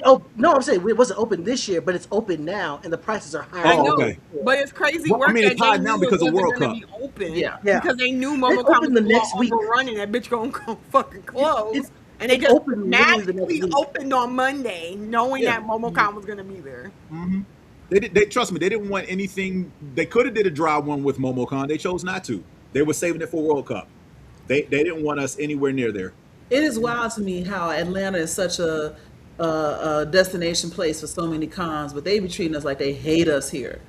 You know, like not the convention people themselves, but the local resources that work the conventions. Like they don't be Absolutely. wanting, they don't want us here at all, even though they make. why? Yeah. Because even at Dragon Con, the food is trash. Yep. Yep. I always get cooked food to cook. I always go to what's the chicken place we go to? I always go there. That's the fried chicken. Yes. Gus's. Oh, Gus's. Gus's. Yeah, I went Gus to up Gus's there is last so time. good. I went to Gus's last time. I always find my way at Willie's one time. I always go Willie's one time. But those outside vendors, I had some barbecue, some ribs and some pork from one of those vendors. I paid like $30 for that. Yeah, the but that food was trucks are worth it. Yeah, the Like food trucks are 3-0? great. Good. Yeah, it's a little pricey, but at least it's good food. Yeah, the Yeah. food trucks got good stuff, and it's a variety. The best food at Dragon Con is outside. Absolutely. Yeah. Or in my purse. James gonna have an issue with me at Dragon Con this year because I'm definitely cosplaying as John Cena. Oh, Well, basically, I won't be seeing JB at Dragon Con. It works out. Oh man, who's next? You want to get this Fast and Furious thing over with? Go ahead. Yes, let's do it. Go ahead ahead. and do it. I hate the Car Avengers. Good car. But it's Car family. fit. I hate the Car Avengers. That's exactly who they are. I mean, hate. I Power hate of them. family. You try to convince me that this is, you know what? I think the most thing I hate about this is Vin Diesel in this, because I think the franchise for him personally is so freaking masturbatory because he's at the centerpiece of it all. We're supposed to be convinced that he's like the toughest guy around. He's the And a great manliest guy around. mastermind. Look He's at his car. Look at him. The His most family. alpha of the alpha. He beat The Rock in a fight in a movie. Look at him and look at The Rock. He didn't beat him. The They Rock. fought to a draw. He no-sold a bullet wound. Hey, the power of family. Family. It lost me that time that he jumped off that car and caught Letty in the air and landed on another car. I remember that? Power family. This is They don't bullshit. The Power family overcomes the laws of physics. They Hey, super with lost the me when power Han of came back. family, They super lost me power when of Han family. came back. You can do anything. And this Like is not the knowing how to most read. and this is the most diverse movie cast you will ever see. Oh yeah. Yeah. And Everybody also, don't even represented. get me started on Paul Walker. Don't even get me started on Paul Walker. The Yeah, we pedophile kind that of got don't away. talk about. Yeah, we don't I kind mean, of leave don't Paul talk about alone. him. Let him rest in peace. Yeah, Certified. see you later, Paul. You talking about Tyrese bald-headed ass though? Yes, we can talk about Absolutely, we can. Yes, Yes, we can talk about him. we can definitely talk about him. him. Tyrese get on my fucking nerves in this movie. You know Every what? I fucking feel like Tyrese get on everybody's nerves. Like, you know that scene that always comes up where the Rock is coming toward them, and well, you know, after they all become friends, because that's Yeah. what you do, you become friends with your enemies. And he's like, "Oh, you know, hide your baby oil," and he's like, "You need to hide that big ass forehead." I feel like the Rock pulled that from out of his soul. He did. Like, Joy. I It was hate ad-lib. that. It was absolutely ad libbed. Yes, That was I know it was ad lib, and I was yeah. like, he did that. He meant that. That's why everybody spit up, because everybody hate Tyrese. But see, that's the thing. Tyrese is not playing the character. That's Tyrese in real life. That's just how Yeah. Tyrese Bitch in real life. is. Everything That's is. just what he does. Everything. I hate everything about Tyrese past him dropping. I want to go there. I have not liked Tyrese since the last thing I liked of him was that Coca-Cola commercial. Yeah, the Coca-Cola commercial. Jesus. That's the one he was Yes. like introduced. Was he That's how crying? that's how he blew I up. don't know. No, he was blew just up. singing the was just Coca-Cola singing. theme song or whatever. I Yeah, forget on the what bus. it That's how was. he, On a bus with Right. these bright white teeth and this gorgeous chocolate dark skin, and everybody's like, "Oh my God, he's so amazing!" And then he fell off after that. And that sweet commercial was lady. what, 20 years ago now at this Yeah, point? yeah, that was least before Sweet 20, 30 Lady. years 30 ago. years ago. Almost That's 30. why I yeah. said I want to go there. And what was it 2,000 watts or 20,000 watts? What was the name of that Yeah, album? 2,000 watts. 2,000 watts. After Yeah, those 2,000 two watts. drop, I have not cared for a single thing. I've laughed at a couple of his Transformer lines, but that's it. Left cheek. Left cheek, Yeah. left cheek. That's it. Yep. And scene. And Michelle And Rodriguez. scene. Let me dig in Michelle Rodriguez real quick, because a couple of years ago, Go for you it. want to talk Let's about go. the MCU was horrible, was ruining movies, and they do all these things. Superhero movies got to be stopped. Look at you now. You a franchise. You have lived long enough now to become the villain. You are the exact same thing you railed against 10 years ago. Y'all You are- did cars. You are vehicle Tyler Perry. Ooh. Vehicle Tyler Perry. Golly. Ouch. When they put Pintos in space, I was like, "We really doing this?" Yep.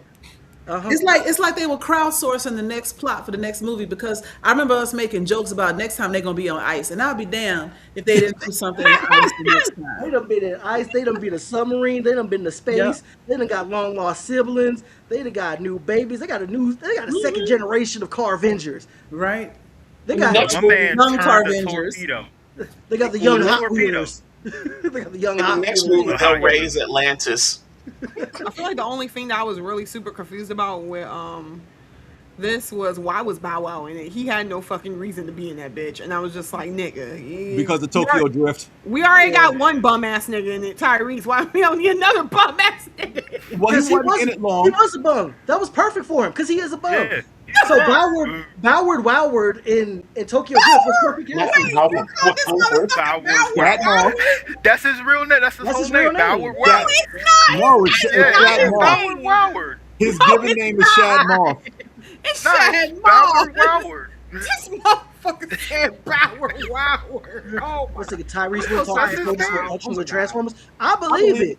I believe Yeah. it. You know, he goes to Yeah. a church in Gwinnett County. Oh, I believe really? it. hmm At least he used to. His ex-wife, at least, they were going there together. At least they make Ludacris smart in this. True. Yeah. Hey, look. Yeah. Ludacris no, hold is on. stacking cheddar and keeping quiet. He like, yo, I'm gonna ride this gravy train till the wheels fall Right. off. Man, No, but I this ain't messing man with my went- chest. Before we leave this, can we give some hate to somebody absolutely fumbled the bag and gave us Tyrese? So we have to thank Mr. Ja Rule for absolutely fucking up the bag. Yeah. Oh yeah, that's right. Yeah, he did. Ja Rule Turned the wanted roll more down. money for the second one. They had his role. They were going to give him the Tyrese. He was going to continue the Tyrese role. That was going to be him. And two, he wanted more money, fought for more money. They were like, really ain't got it like that. They did, but they wasn't gonna give it to him. I forgot Ja Rule's crazy ass was in this too. Yeah, he's in the second Yeah. film, only in that opening sequence for the drag race, but he was supposed to have Tyrese's role. But again, like you said, he wanted too much money. They still wanted him in the movie, so they gave him that role instead. Yep. And we haven't seen him since. I know he Yep. feels. He got stupid. Terrence Howard. Screaming did it. Menage. He got Iron Man. Man. Funny enough, both of those dudes turned out to be crazy, wild people. Yeah. Yeah.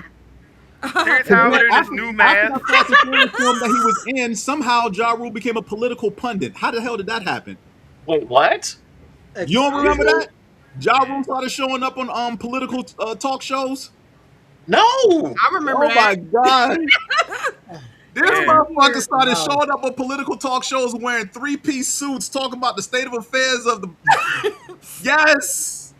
Not only that, That's a also side did quest. local television ads for different restaurants. So if you go back, he has it's a television ad for a Greek spot that he's on. I believe I it. like Euros. But yeah, Oh my Google God. Ja Rule talks politics. You'll see him on some like CNN shows and C-SPAN and whatever, like talking. Yeah, Listen, I need going I toe need to toe with politicians and elected officials and whatnot. Yeah, that was I like, need- wait, I because need remember, this franchise to end. what's his name? Dave Chappelle had I need this- had a routine in one of his comedy shows about that. I need this franchise to end. Who That's can what I who need. can get to talk about the state of affairs and politics? Let's get Ja Rule. Why? For Yeah, what? that's one of Dave Chappelle's jokes. Yeah, it is. He's from New York. That motherfucker. Oh man, he said, "I know I'm getting bored." Oh man. Nah, this franchise needs to end. I'm sick of it. I hate it. I It's don't not want to gonna see end. the. So and with I forgot which one of you said it earlier, but Vin Diesel's ego. Yeah, The last film did not have to be that bad, but because Diesel clashed with Justin Lin, Lin walked away, Yeah. yeah. right? And that's why you got with that last film is and him talking about it's the first of a trilogy. That was 3 years ago. Where's part 2? Because it ain't in production right now. Thank God. Yeah. Let's Right now, leave it. it's Let's estimated not as hope we did. 2028. Let's not and say we did. No, okay. No, they ain't leaving no money on the table, my brother. I hate to tell you that. The studio's gonna I make feel- these last 2 movies. Trust The me. people Hell who yeah. the people who pay to see this movie, that's the same way I feel about people who they say people pay for Arby's. Nobody Hey, pays for Arby's. I do. Yeah, I do. Very once in a while. Please. Jamocha shake and curly fries. I'm just saying. Oh Lord. Yeah, the Jamocha shake and curly fries. Mm-hmm. So And do beef you and cheddar. think Fast 11 gonna be in space? They already went to space, so I guess all that's left to do now was to go terraform another planet. No, they're gonna raise Atlantis. Yeah, they're gonna raise Atlantis. Well, between raising Atlantis and terraforming Mars, I mean they're both on the docket. So And at some point, Tyrese has to race Bumblebee. I was just gonna say, do you think Tyreek's gonna cry in any scenes? I don't know. Yes. Let's just not do it anymore. Let's just. oh let's no, leave it. they're definitely going to do it. They're definitely going to do it. Ooh, the amount of hate in my soul for this franchise. Look at Han in the back. You were dead. I Was he? cared. You know what? That was one thing that super confused me. And then when they said, "Oh yeah, this is a prequel," how was it a prequel when? All right, fam. Yeah, I was good with Tokyo Drift being a prequel. Yeah, Tokyo. Yeah. I was good with that. I was 100% good That's with where I that. got confused. And Come on, how did then, he come back when he died? Okay. Mm-hmm. and you know what? And I can even admit, Fast 5, I'll watch Fast 5 as the guilty watch. Wait, That's which one fine. was Fast 5? When they introduced That was the right. Okay, when they went to Brazil. Brazil. Da do do do do. Da do do do do. Yo. Yo, Soca music. He did that. Hey, after everything after that, that runway in Fast 6 when Gal Gadot died. But she came back though. Yeah. Did she? Yes, Yeah. she did. The last film, she comes back. Oh my Yeah. fucking god! Cypher brought her back on the sub. Just Why? Nobody's ever That dead. broke through some Does that ice. technically mean Are they you raised serious? Atlantis though? I, think Yes.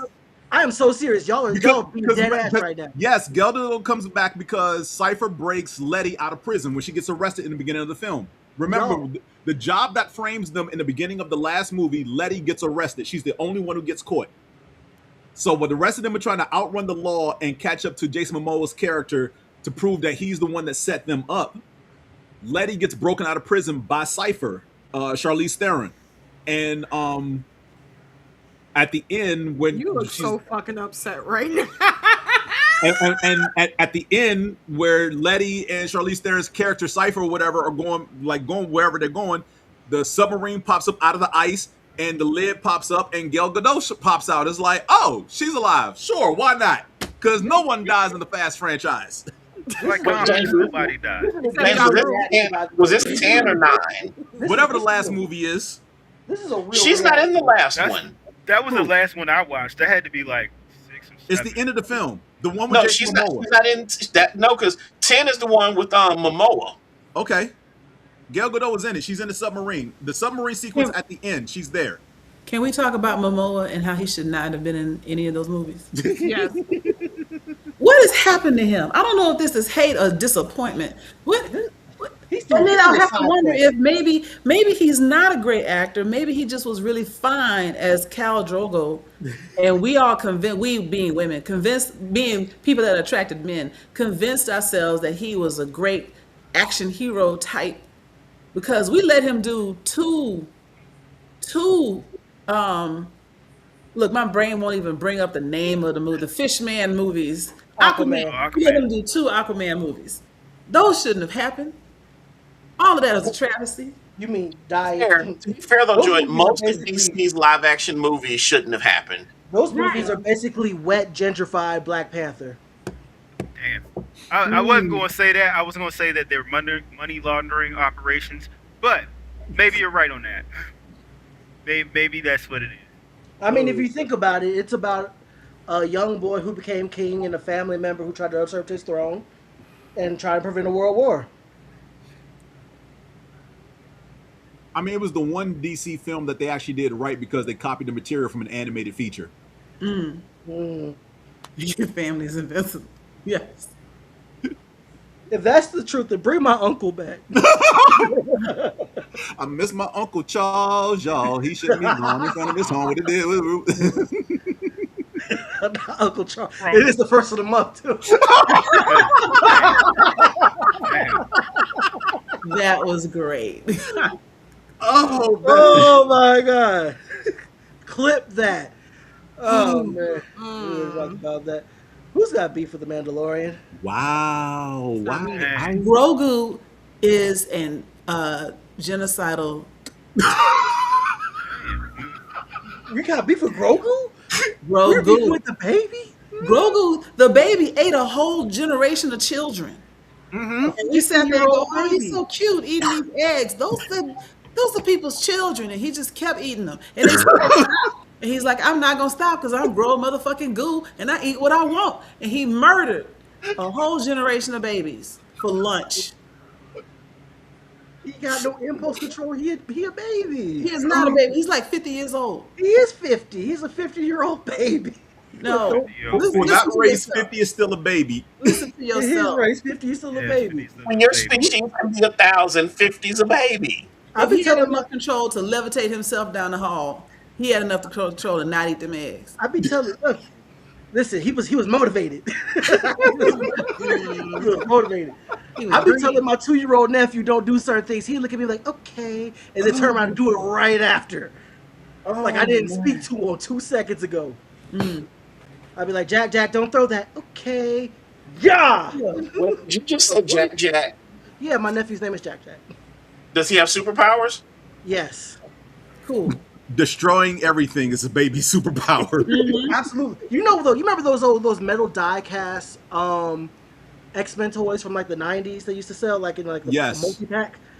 So my brother, I'm gonna see if I can find it here. If it's right here anymore. It's not, maybe. Okay, it's gone now. But we had a Juggernaut. which was in pristine condition for these 30 years, up until about 2 weeks ago. Juggernaut ain't got no arms no more, y'all. See, and this is where you take your little nephew, you take him by his ankles, and you hold him upside down. You shake the shit. No, I'm just playing. Juggernaut ain't got no arms no more. You just You don't shake also him, got but that you do pain let is him gone. dangle there for a few minutes. Right? Half Hold that him pain upside is down by gone, his too. ankles. See what happens. And then tell him that your office hours are between 9 and 5. He'll probably laugh at me. He'll probably laugh at me. But you know what? I got a problem with the Mandalorian and Grogu as the movie. I got a What? problem with that. Yes, Why? Hey, that shit could have been an email. wow. Okay, so this is where I'm gonna push. This is where I'm gonna push back, right? Okay. I like what they did releasing this in the movie theater. Same way I like that MGM and Amazon released Masters of the Universe in movie theaters. What I don't like is when studios, companies, whatever, like Paramount decide we ain't releasing Avatar in theater, you're gonna have to get Paramount Plus to watch it. When Amazon, on the flip side of the good of releasing Masters of the Universe, decides we're not releasing Voltron in movies, you got to get Prime to get it. Right? Like, people will come see these films. Now, in the case of Amazon, they've already said we didn't care what the box office was going to be for Masters of the Universe because we know people are going to watch it on streaming anyway. So we knew that we weren't expecting much on that end. Okay, then you should have taken the same approach with Voltron and release it in the movie theater and not push it to streaming. With this, Disney was pretty much probably of the same mindset. We may make money, we may lose money, but guess what? People still going to get Disney Plus and watch it. You know what? And I think the main caveat I have, the crux of my issue is we saw 3 seasons of Mando and Grogu have all these adventures, Yep. like dealing with the Mandalorians and Moff Gideon and the return of Luke Skywalker on camera, and then we just have Sorry, my fault. You misspoke. Big Brother Dean Almighty. oh excuse me, Not Moff Gideon. You say his name right. excuse me. Big Brother Esposito.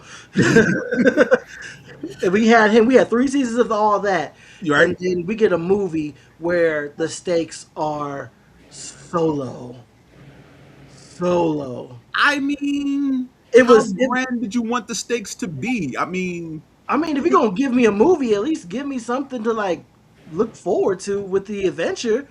the adventure was great, I thought, because you had This was- 2 different stories. You had 2 separate stories going on. So you had the bounty hunting, the first mission where they came back without the prize because they killed dude, and then to get Rada the Hutt and free him, which I love. They brought Rada back because for anybody who's watched Clone Wars and the Bad Batch, you already know Yeah. what the deal is with Rada the Hutt, right? The Yeah. fact that no one succeeded in rescuing this dude the first time. Yeah, you're right. But this could have been 2 episodes. That's why I said it could have been an email. And you're right. It could have been 2 episodes, but why shortchange an audience that wants to see this on the big screen? Because honestly, there's still a big contingent of the fandom, and Star Wars is not like typical nerddom. Like everybody knows Star Wars, right? It has a big enough audience to warrant putting something on the big screen. And really, there hasn't been anything in the movie theater since Episode 9. And Episode 9 was almost what? 4? When was Episode 9? At least 5 years Almost 10 ago. years ago. It was almost 10 years ago. Yeah. Yeah, Episode 9 has been a minute, so we haven't had anything 7 Star years Wars ago. related 7. in the movie theater in almost 10 years. Yeah. Yeah, I'm not mad at them putting this in theaters, right? Yes, it could have been 2 or 3 episodes of a mini season on Disney Plus. Big whoop. I'm glad they put it in the movie theater because they still look at it as they made bonus money by putting it in the theater, whether it financially did well or it flopped. That's bonus money that can go to creators or whatever, or put towards other projects to give us content that we're going to enjoy. They're not gonna do none of that with that money. Sadly, Lord. They just gonna just put that money in their pockets and call us a bunch of suckers. Y'all at least could have put Mercedes Monet in the movie. I love her. Anyways,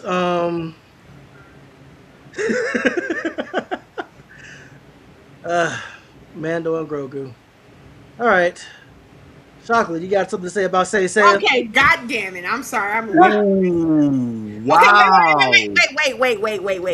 Okay, look. I'm listening. I'm Before listening. before I go into it, it's Mhm. not like Mhm. I'm not hating on Saint Seiya. Saint Seiya is literally my favorite anime of all time. I'm hating on the production and the people that were supposed to like promote it, because if they promote it correctly, it will Oh, be as big as Dragon Ball Z. And that's what fair. I hate. And that Okay. shit pissed me off to no fucking end. I don't know, like, so I'll just give you a backstory. So Saint Seiya obviously is a badass anime. All gold cloths, all gold anything. Think of Trinidad James when you think of Saint Seiya. Oh, that's like all gold in my chains, like dead Nigga. ass, What is it about? like dead ass. Seriously, these all of these kids slash young adults are OP as fuck. These motherfuckers can beat Goku with their eyes closed at this They point. What actually is it could. about? Beat Superman with his eyes closed too. But This that's is about fighting? yes. It's a shonen. It's a shonen. Yeah. It's a Yeah, it's a shonen. It's a shonen. real. It's a badass anime. This It's is like like one of the classic first shonen. animes I watched. Basically, a bunch of kids growing been up. told they're going to get powers of Zodiac warriors Yes. to fight an evil force, and they have to come together as a team to defeat the force. Yes. And there's infighting amongst them because one dude is reluctant to join. Yes. And over the course of the series, their clothes get upgraded Yes. by metal tiers. Fucking badass. It's a badass They- motherfucking anime. they're- I they're don't drip- know. I was like, what is it about? She's like, motherfucking badass fucking fighting the big Goku. No, What is it I'm about? not gonna lie. Their drip gets more drip. Every time I talk about this anime, people be like, "But what about Dragon Ball Z?" No, fuck Dragon Ball Z. Fuck Dragon Ball Z. Hey, yo. Damn. Yeah, fuck Dragon I'm Ball sorry. Z. Fuck them. Cause dead ass is, Usagi dragged Goku for filth. of course, all day, every day. So I need Dragon Ball Z fans to pipe the fuck down. Right, Hey, and that's yeah. see, and that's Dragon Ball what is I'm not my mad favorite. about. Dragon Ball Z is not my favorite of all time. I respect it for what it's done for You the know what culture. Dragon Ball Z Yeah. is? Dragon Ball Z, I'm about to be so deep on y'all, I'm gonna sound hot. Dragon Ball Z is Kraft macaroni and cheese in a box. Yes, it is. When you were struggling and there was nothing else out there for you, it was a comfort. Wow. Right? And it was there, and everybody knew it and understood it, and everybody got nostalgic memories of it because you remember when it got you through cold nights in college and whatnot, Kraft macaroni and cheese. And then you got out in the world and you got somebody's grandma's baked macaroni and cheese, but you still want to be loyal to that Kraft macaroni and cheese that got you through all those hard times, even though it's really not that good. Right? Well, You Joy, don't Joy, wanna can I be loyal. can I make one slight adjustment? Yeah. It's not that you want to be loyal to Kraft. You don't know how to make the baked mac and cheese, and Kraft is all you know how to make. Bam. Thank you. Like Wow. literally, I knew he was hating today, but Jesus Christ. No, I literally Just crush the seriously- childhood. I don't like Dragon how Ball they Z tried. because I found Dragon Ball Z back in 1989 when my cousin introduced it to me. I Not found like Dragon Ball everybody Z else who found it in knowledgeable. 2000 something. Yeah. Like that was my good. generation. We used to get off the bus, run Uh-huh. inside, Uh-huh. and talk about it on the Uh-huh. bus the next morning. Right. What other Yeah. anime was on at the time? What other And y'all are anime? what I would call the children. Man, Ronin Warriors was on at that time. Yeah. Mhm. Yep. Sailor Moon was on that time. Card Card Captors. Captor Sakura. And everything Yeah. you just That's named the has phone a, name. Digimon. Everything you named is over almost 40 years old. Yeah, and has yeah, an yeah, yeah, outsized fandom that Eraser. refuses to take any criticism about said anime. Say something bad about them girls in skirts and see if you don't get jumped. Oh, I'll Jump say something on about site, the fact as that they should. Tuxedo Mask a pedophile. I'll say that. Well, that we Tuxedo know. Mask is a whole pedophile. No one argues that. Even the Correct. fandom acknowledges Yeah. that Tuxedo Mask is a problem. Yes, he is. He's Yeah. a problem. I mean, I The got whole- nothing really personally say bad about her. She a glass cannon for what it's worth, but that's really the most I can think of. I just feel like if they really because you know how what ended up happening things there. First off, it was just called Knights of the Zodiac. It wasn't Yep. called Saint Seiya, Mhm. and then they didn't push it as they should. I feel like they cut out so much stuff that would have made it cool that people would have actually put it, and then put it at the worst like time frame where it could have been at where people weren't watching because people were just watching Dragon Ball Z. So it feels like every time I talk about Saint Seiya, people say, "Oh, but Goku." No, Goku can blink and this nigga is gone. So let's start off with that. But it just makes me sad that a lot of people in America couldn't see that Saint Seiya in Ronin Warriors, because it's almost one and the same. Mhm. It wasn't a badass anime, but if you go to like Mexico or like South America, it Mhm. Saint Seiya is fucking booming over there. So it's like, but every time I talk about Saint Seiya, like in the States, like unless because it is niche, but when you actually like get into the lore of it, it's way deeper than like Dragon Ball Z. I'm just saying, if it was a fight toe to toe, the niggas will skate on them hoes all day. Oh, let me add this as well. The arc in which they had to rescue the princess in Saint Seiya, they ripped that in Bleach. That's the Rescue Rookie arc. Bar Yes, for bar. it fucking is. Bar for bar. Wow. And a lot of people don't know that like a lot of video games and a lot of other things actually rip from Saint Seiya more than it does Dragon Ball Z too. Yeah. But a lot of people won't know that because they're like, "Oh, I don't understand." Dragon Ball You Z. won't understand because you in the head in the clouds with the box mac and cheese. Let's be real. Dragon Ball Z is basically Fist of the North Star, but they're aliens instead of people. Yes. I will 100% agree with that. But that's my gripe with Saint Seiya. I wish that people Yeah, but unfortunately, Saint Seiya is one of Saint Seiya, like 86 is when it starts. Like you said, whoever tried to bring it over here, whichever American distributor tried to bring it over here, always brought it at the wrong time because yes, he did. late 90s, like the early 90s, you were coming off the 80s, so no one was really trying to mess with any more imports because we had the whole mecha phase in the 80s with Voltron, Robotech, Tranzor Z, right? All Japanese IP, American adapted Japanese IP. So the early 90s wasn't going to happen. Late 90s, Ronin Warriors pops off, right? So I remember it being on the same time as Ronin Warriors, but it didn't last as long. Like Ronin Warriors went through its entire run over here in the States in the late 90s, and Saint Seiya probably like got to run like 10 or 12 episodes before it like disappeared off airwaves. Yeah. It was because of licensing. And probably other things as well. Issue that they didn't want to dub all of it because they thought it was too violent. But it's just I mean, yeah, it is violent. It is violent. Don't get me wrong. Find me a shonen action anime that's not violent. Somebody got blinded, got their eyes back, and was blinded again. Dang. So the early 2000s is the same. They tried again in the early 2000s to bring the same series, try to bring it again. Then Netflix had an updated version of the show a couple of years ago. Trash. It was trash. I did not like it. I saw the CGI and was like, "There's no way in hell y'all bastardized something that's so beloved this badly," but they did. How did you feel about the movie?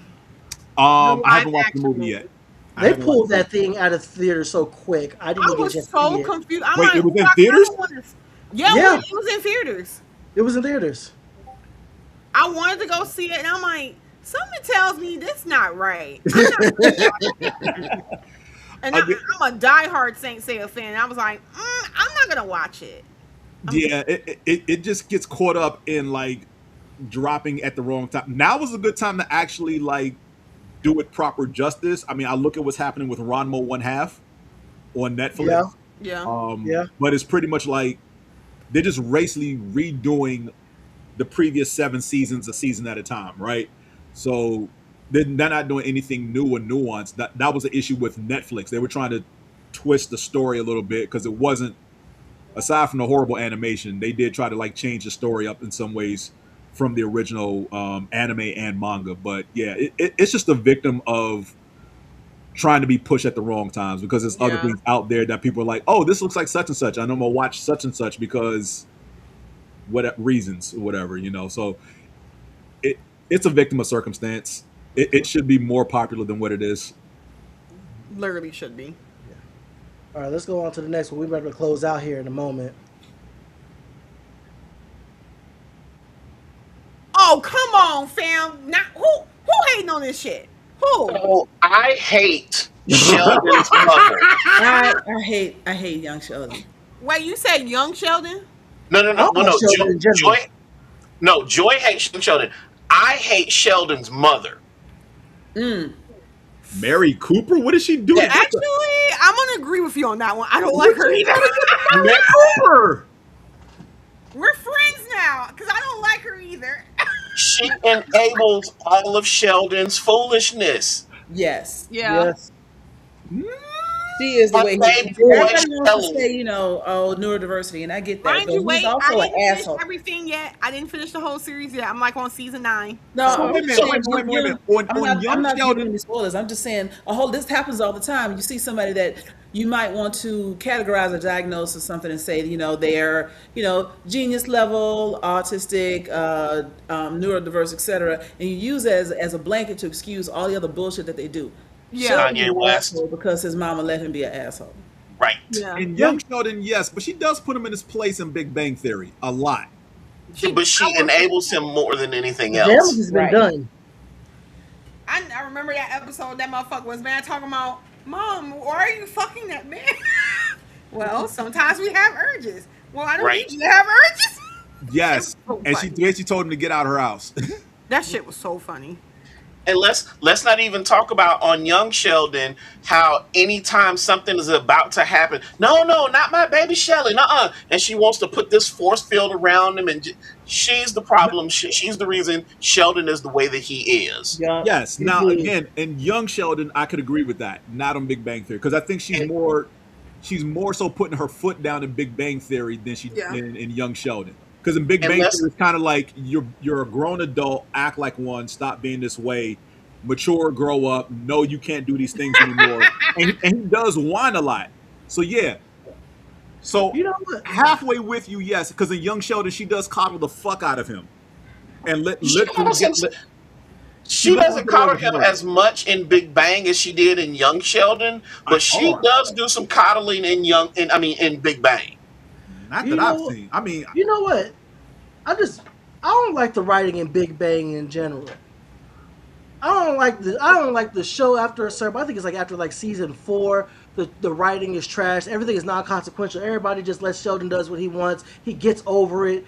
Like they just forgive him all the time. And on top of that, the way they talk about nerd culture, like it's very forced all the time. They're not nerds, and like I nerds, know, though. yeah, and I know Yeah. they're not nerds, but it's painfully obvious that they're not nerds.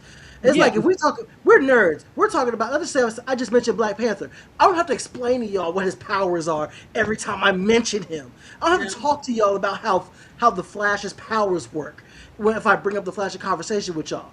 But they do that so annoyingly and wearily often when they talk about They over-explain it. It's like, who are you trying to prove it to, bro? But see, I think that might go to like earlier when we were talking about the Marvel movies. Is Big Bang Theory written for nerds or is it written for everybody else? Yes, it's a stereotype. Yes, I I feel like understand. it's written for everybody else, and nerds just happen to understand it more. Yeah. yes, very It's much the so. stereotype. Are you gonna watch the new spinoff? Absolutely the fuck not. Wait, there's another spinoff? Yeah, it's Yes. what Stewart. Bounce pass. Stewart. Oh, that's right. Stewart owns getting a the- spinoff. Yeah. Yeah. Stewart and the girl. Yeah, I don't like how they did Stewart. Stewart Is started it off so Stewart confident and ruins the cool. universe, or I forgot how it was called. Yeah, something like that. But Stewart started off so cool and confident, and then they just made They him just fucked him hard. a suicidal sad sack. because he wasn't Yeah. supposed to come back again. And since they knew that he was going to be a recurring character, they had to make him fit into the group, so he had to have some type of problem. Yeah. He Because if almost he was smashed just a through day one-off one. comic book shop owner that they would show that one time, then yeah, they could have left him alone as is the first time we saw him. But no. He almost smashed Penny day one. He was Day so close. one. He wanted to accept Sheldon. That's true. That's very true. All right, we got the last one here. And James, I believe this was you. Is it? Can't be. Ooh. Oh no. All right. Oh man! So aside from the fact that Power Rangers is a bastardization of Super Sentai, and yeah, I said that with my That's whole a fact. chest. You right. I You said that with my 100% whole right. chest, and I will die on that hill 10 toes down. There are just things specifically in Power Rangers I just don't like. And starting from the very beginning, I don't like the character and the actor of Jason Scott Lee. I don't like the original Red Ranger. Because All right. I understand the real life. I understand the real life thing. No. Even the show, even just the character on the show, from day one, he came off as an arrogant little shit.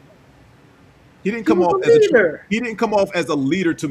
No. There's leadership, and then there's being, I'm the best. I know I'm the best. I'm gonna tell you I'm the best, and I'm acting like I'm the best. He wasn't the best. Rallied the troops. Come on, guys, we can't give up. We're the Power Rangers. Boo. Thank you. I mean, yeah, 4 out of 10 speech, but he was the only one doing it. I feel like that's one of the reasons I never liked the Power Rangers. Was so him and that cheesy lines. Understand, if it wasn't for microaggressive racism, Walter Jones could have easily been the Red Ranger. Agreed. All right, let's start there, because you ain't gonna convince me that Jason was a better fighter than Zach. He was. And I'm not talking, and I don't mean with the hip hop. I'm talking about without the hip hop keto. Because before they brought that in, if you watch the first couple of episodes of Mighty Morphin before they introduced the hip hop keto, I want you to go back and actually watch them two fight. There's no way you can convince me that Jason was a better fighter than Zach. You're not. We'll go back and watch them again. And then they bring in Tommy. And I understand the Sentai of it all, of the Green Ranger not supposed to stick around. He dies after several episodes, whatever. But what they did to Tommy, you're going to bring in this dude who basically you want to establish as a badass, and then tell me he's not as good as Jason. Don't spit in my face and tell me it's raining. Ooh. Don't do that. Jason got the one-on-one that he was supposed to get. And he beat him straight up. So again, even in that one-on-one, I knew how that one-on-one fight was going to end when they introduced Tommy. I'm like, okay, I see where this is going, and I see this fight happening. Because again, when Power Rangers started, I'm in high school. I'm like literally about to graduate high school when Power Rangers starts. So my mindset is different from the younger teens who watched it, right? So I'm looking at it that even in that era, like, y'all introduced this dude, told me he's a badass, and he can go toe-to-toe with Jason, but it looks like he's struggling to make Jason look good. Go back and watch that fight again, and watch them fight, and watch the expression on Jason David Frank's face, because he looks like he's struggling to make Austin St. John look good. He really does. And there's no way you're gonna convince me, wait, this fight ends in a draw. That doesn't seem right, because that's not the ending I wanted. I wanted the new guy to beat the shit and humble Jason, because that's something that never happened. Jason never got humbled at all doing his run on Power Rangers. So that's my first hate. Jason Scott Lee, trash. Fuck him. Anybody who stands by him, like, don't talk to me about Power Rangers ever again going forward. Like, you have no cachet with me. You have zero credibility. The other thing I hate about Power Rangers, and this is more so a Saban thing, I hate Mega Force and Super Mega Force. That's because fair. This is a wasted opportunity. This is two Power Ranger themes that had nothing to do with each other, and you combined them into one show. Mega Force is based on a Sentai show where the theme is their powers descend from angels in Japanese culture. So that's why the symbols look the way they do, and Gosei is what he is, or whatever. It's all has to deal with angels, or whatever. And then you follow up with Super Mega Force, and they go from an angel motif suit to a pirate suit that then allows them to morph into every previous Ranger before. Why? They don't have nothing to do with each other, not even close. Right? Yeah. So in the Sentai version, that pirate group literally are pirates. They were traveling the galaxy because at the beginning of that season, every single Power Ranger, all 199 Sentai Rangers, come together to fight this big evil and to ultimately win the battle. They disperse their power to quell the evil and send it off into the cosmos, whatever, and they lose their powers. They give up their powers to save Earth. The Pirate Rangers come from deep space with all the powers because they've gone around and collected all 199 keys. And that's the reason they morph into previous Sentai teams to fight the bad guys they're fighting, because they're fighting, they're like, yo, let's kick it old school and let's do this and let's do that. So they change into Kaku Ranger and Ginga Man and all the other shows, Sentai shows over there, or what we know over here, Wild Force and not Jungle Fury, Wild Force, Turbo and Zeo, Zeo, In Space, Lost Mighty Galaxy, all of Morphin. them, whatever. That's why they do that. But those two motifs don't line up in the American version at all, because the pirate themed show is an anniversary show in Japan, and it just so happened it was lined up to be what, the 25th anniversary, not 15th or 20th anniversary of Power Rangers here in the US for that Super Mega Force season. And instead of recasting, Saban and his genius decided, let me just merge two totally irrelevant shows together and make them one. And this is why fans hate that part of Power Rangers, amongst other things. It was trash. That's why I hate it. I just hate it because it was trash. I didn't know all that. No. It's definitely trash because the actors. And again, I've seen people who've interviewed Rangers. I've done many Ranger stop here in Atlanta. People who've interviewed the Red Ranger actor from Megaforce and Super Megaforce say that the actor is a very wonderful, charismatic, charming person, right? They all have glowing things to say about him. His character in the show is it's not even two-dimensional. This dude is flat as a piece of paper. Like, there is nothing to him. He just comes on screen, says stuff, and I don't know if that was his direction, then the people working on the show suck and should never be allowed to work on anything again a day of their lives. Hey. Like, cash a check from residuals and jump in a hole somewhere, because you basically ruined 6 people's careers at this point by giving them poor material to work with, and that's all I can call it. It's for something to be so grand in scale, in visual and looks, is so fucking horrible. It's criminal. It's criminal.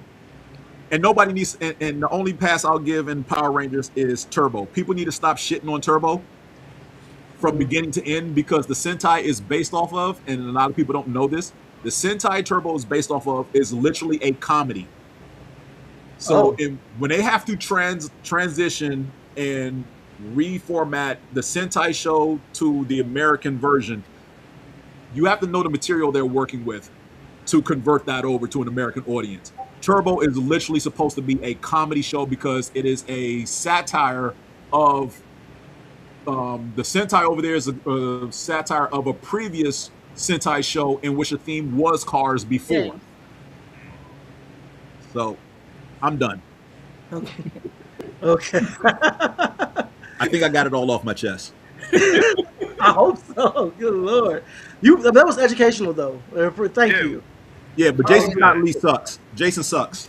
You ain't never going to convince me otherwise. Jason's ass. All right, so as we close out here, thank you all for being here. Thank you all for taking time out of your busy schedules to be here. I know you all have a show tomorrow night. So, I'm going to go down the road, let you all tell the people where they can find you, and I want you to slander one character on your way out. Okay. You're really just going, oh my God. Just slander one. I got to pick the character real quick. I got it easy. We ain't even talk about it. Right, we can do one uninterrupted. One uninterrupted. So, Furious, I'm going to let you go first. Furious, you can find me online at Mr. ATL for life, but with the number. I'm part of the Moana Nui podcast network. Like I said, I'm on the Geek Speak Sports Show, as well as the What You Watching, and any other time they want to bring me in for a little bit of chaos on some other show. As far as a character to slander, I'm going to slander... what is that little bastard's name from Thundercats? Snarf. Snarf. I hate Snarf. I can't stand Snarf. He's a whiny little bitch, and they need to just skin him and hang him up. Dang! God. Make a rug, Snarf. Damn. Yes, make a rug out of him. Make a rug out of him. Okay. Wow. Yeah. Ms. Joy? All right. Again, my name is Joy Stevens. I'm with the Moana Nui podcast as well. You can see right down here. You can find me at You can find all of our shows on at Moana Nui Podcast on Instagram and YouTube. And if you're looking for me in particular because you want to say something to me, bring it. Step to me at Joyride08 on Threads. That's where I'm usually hanging out. And when you said somebody to slander, this is the only thing that came to mind. I'm going to slander the entire cast of Girlfriends from the early 2000s. God dang. They are all problematic women. None of them deserved to be happiness because they were broken. And the show was centered around a bunch of broken women trying to figure it out, which sounds, uplifting, but it wasn't.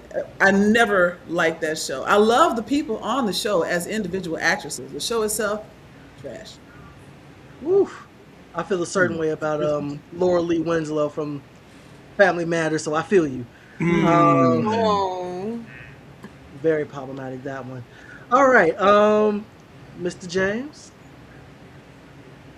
All right, I'm James. You can at me at Miles Simmons on Threads, and IG is where I do a lot of my trash talking about various things. You can find me also at the Moana Nui Podcast, especially tomorrow night, Opinionated Variants of the 616 at 8:30. Next Tuesday, we will be doing What You Watching. Next Wednesday, we'll be doing Geek Speak on sports. So you can find me there. And one character to slander on the way out, Guy Gardner should have never been a Green Lantern. And anybody who was a fan of Guy Gardner, you need to seek therapy, mental help, a priest, get a hug from somebody, discover Jesus, and fix your fucking life. Because Guy Gardner is a shitty human being who should have never been given powers. He was the better Red Lantern. I said what I said. No powers at all. Okay.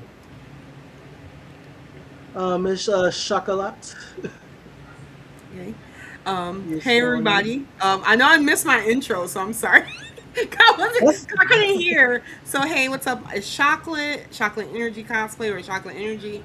I am a cosplayer, a panelist, and judge, and everything in between. So anything cosplay or anything like anime or gaming and stuff like that, that's me. And you can find me on Chocolate E on Twitter, Chocolate Energy Love on Instagram, and Chocolate Energy Cosplay. I just have a lot of things. So you can more than likely find me if you see foxes. You're probably going to find me. But I think the people I'm going to hate on the way out is I feel like the biggest haters in the 80s, and it was the Misfits from Jim and the Holograms. Yes.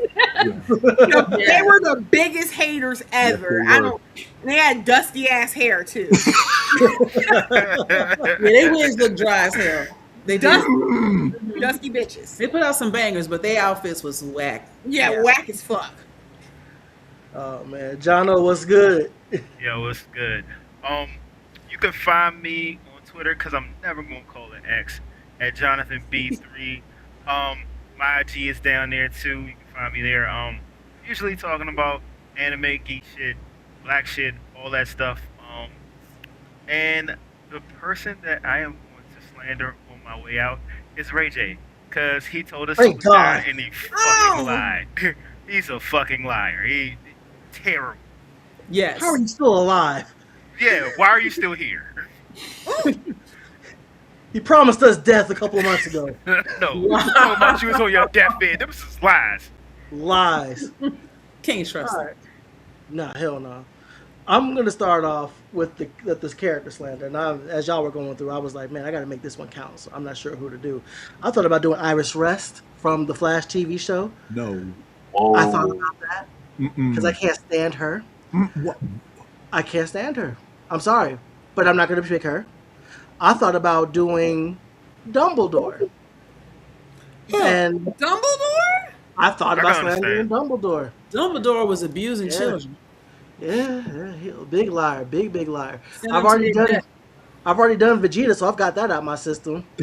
I'm gonna go with the third Hokage, who was my second most favorite person to slander, because this do nothing ass bitch had his job twice, let a coup happen on his watch, and let his ops amass power right underneath his nose, and knew that this guy had it out for him, and did nothing. This man had Naruto in an apartment with ramen, sitting on his inheritance, not doing nothing. And then poor Sasuke too. Sasuke needed therapy. He knew what happened with his family. He knew exactly who did it. He knew exactly what was going on. And what he do with Sasuke? Let him sit up in his apartment as well. Didn't do nothing for the kid. After his brother made him watch his family get killed on Netflix for 48 hours on a loop. Oh wow. Not on Netflix. Oh, nah, man. Itachi did Sasuke dirty. And don't even get me started on Orochimaru and that whole thing. Let Ninja Bro, that's Michael what Jackson old just people- hee out the city. Nah, bruh. Hate the third Hokage. He is the worst leader I can think of in fiction. Bitch ass. Anyway, Damn, tell us how you really feel. Right? Right. nah, man, because if you my ops and I know you my ops, well, I'm gonna let you have power.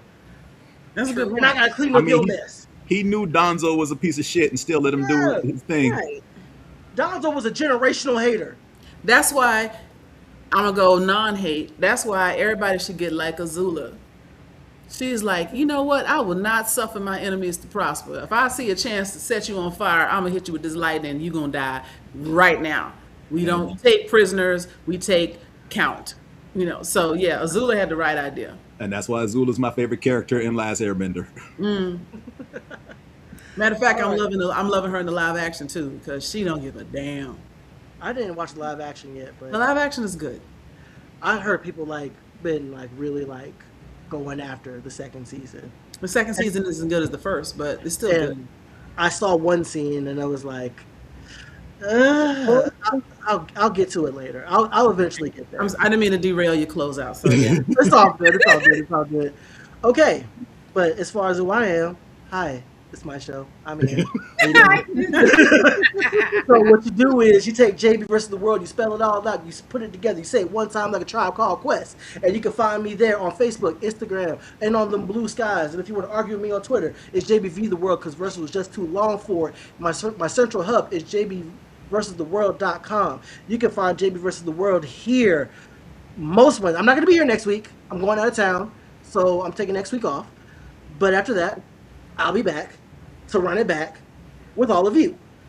So, yeah, thank you for being here. Once again, I cannot do this show without y'all. I appreciate everybody who took the time to join me on this panel for tonight.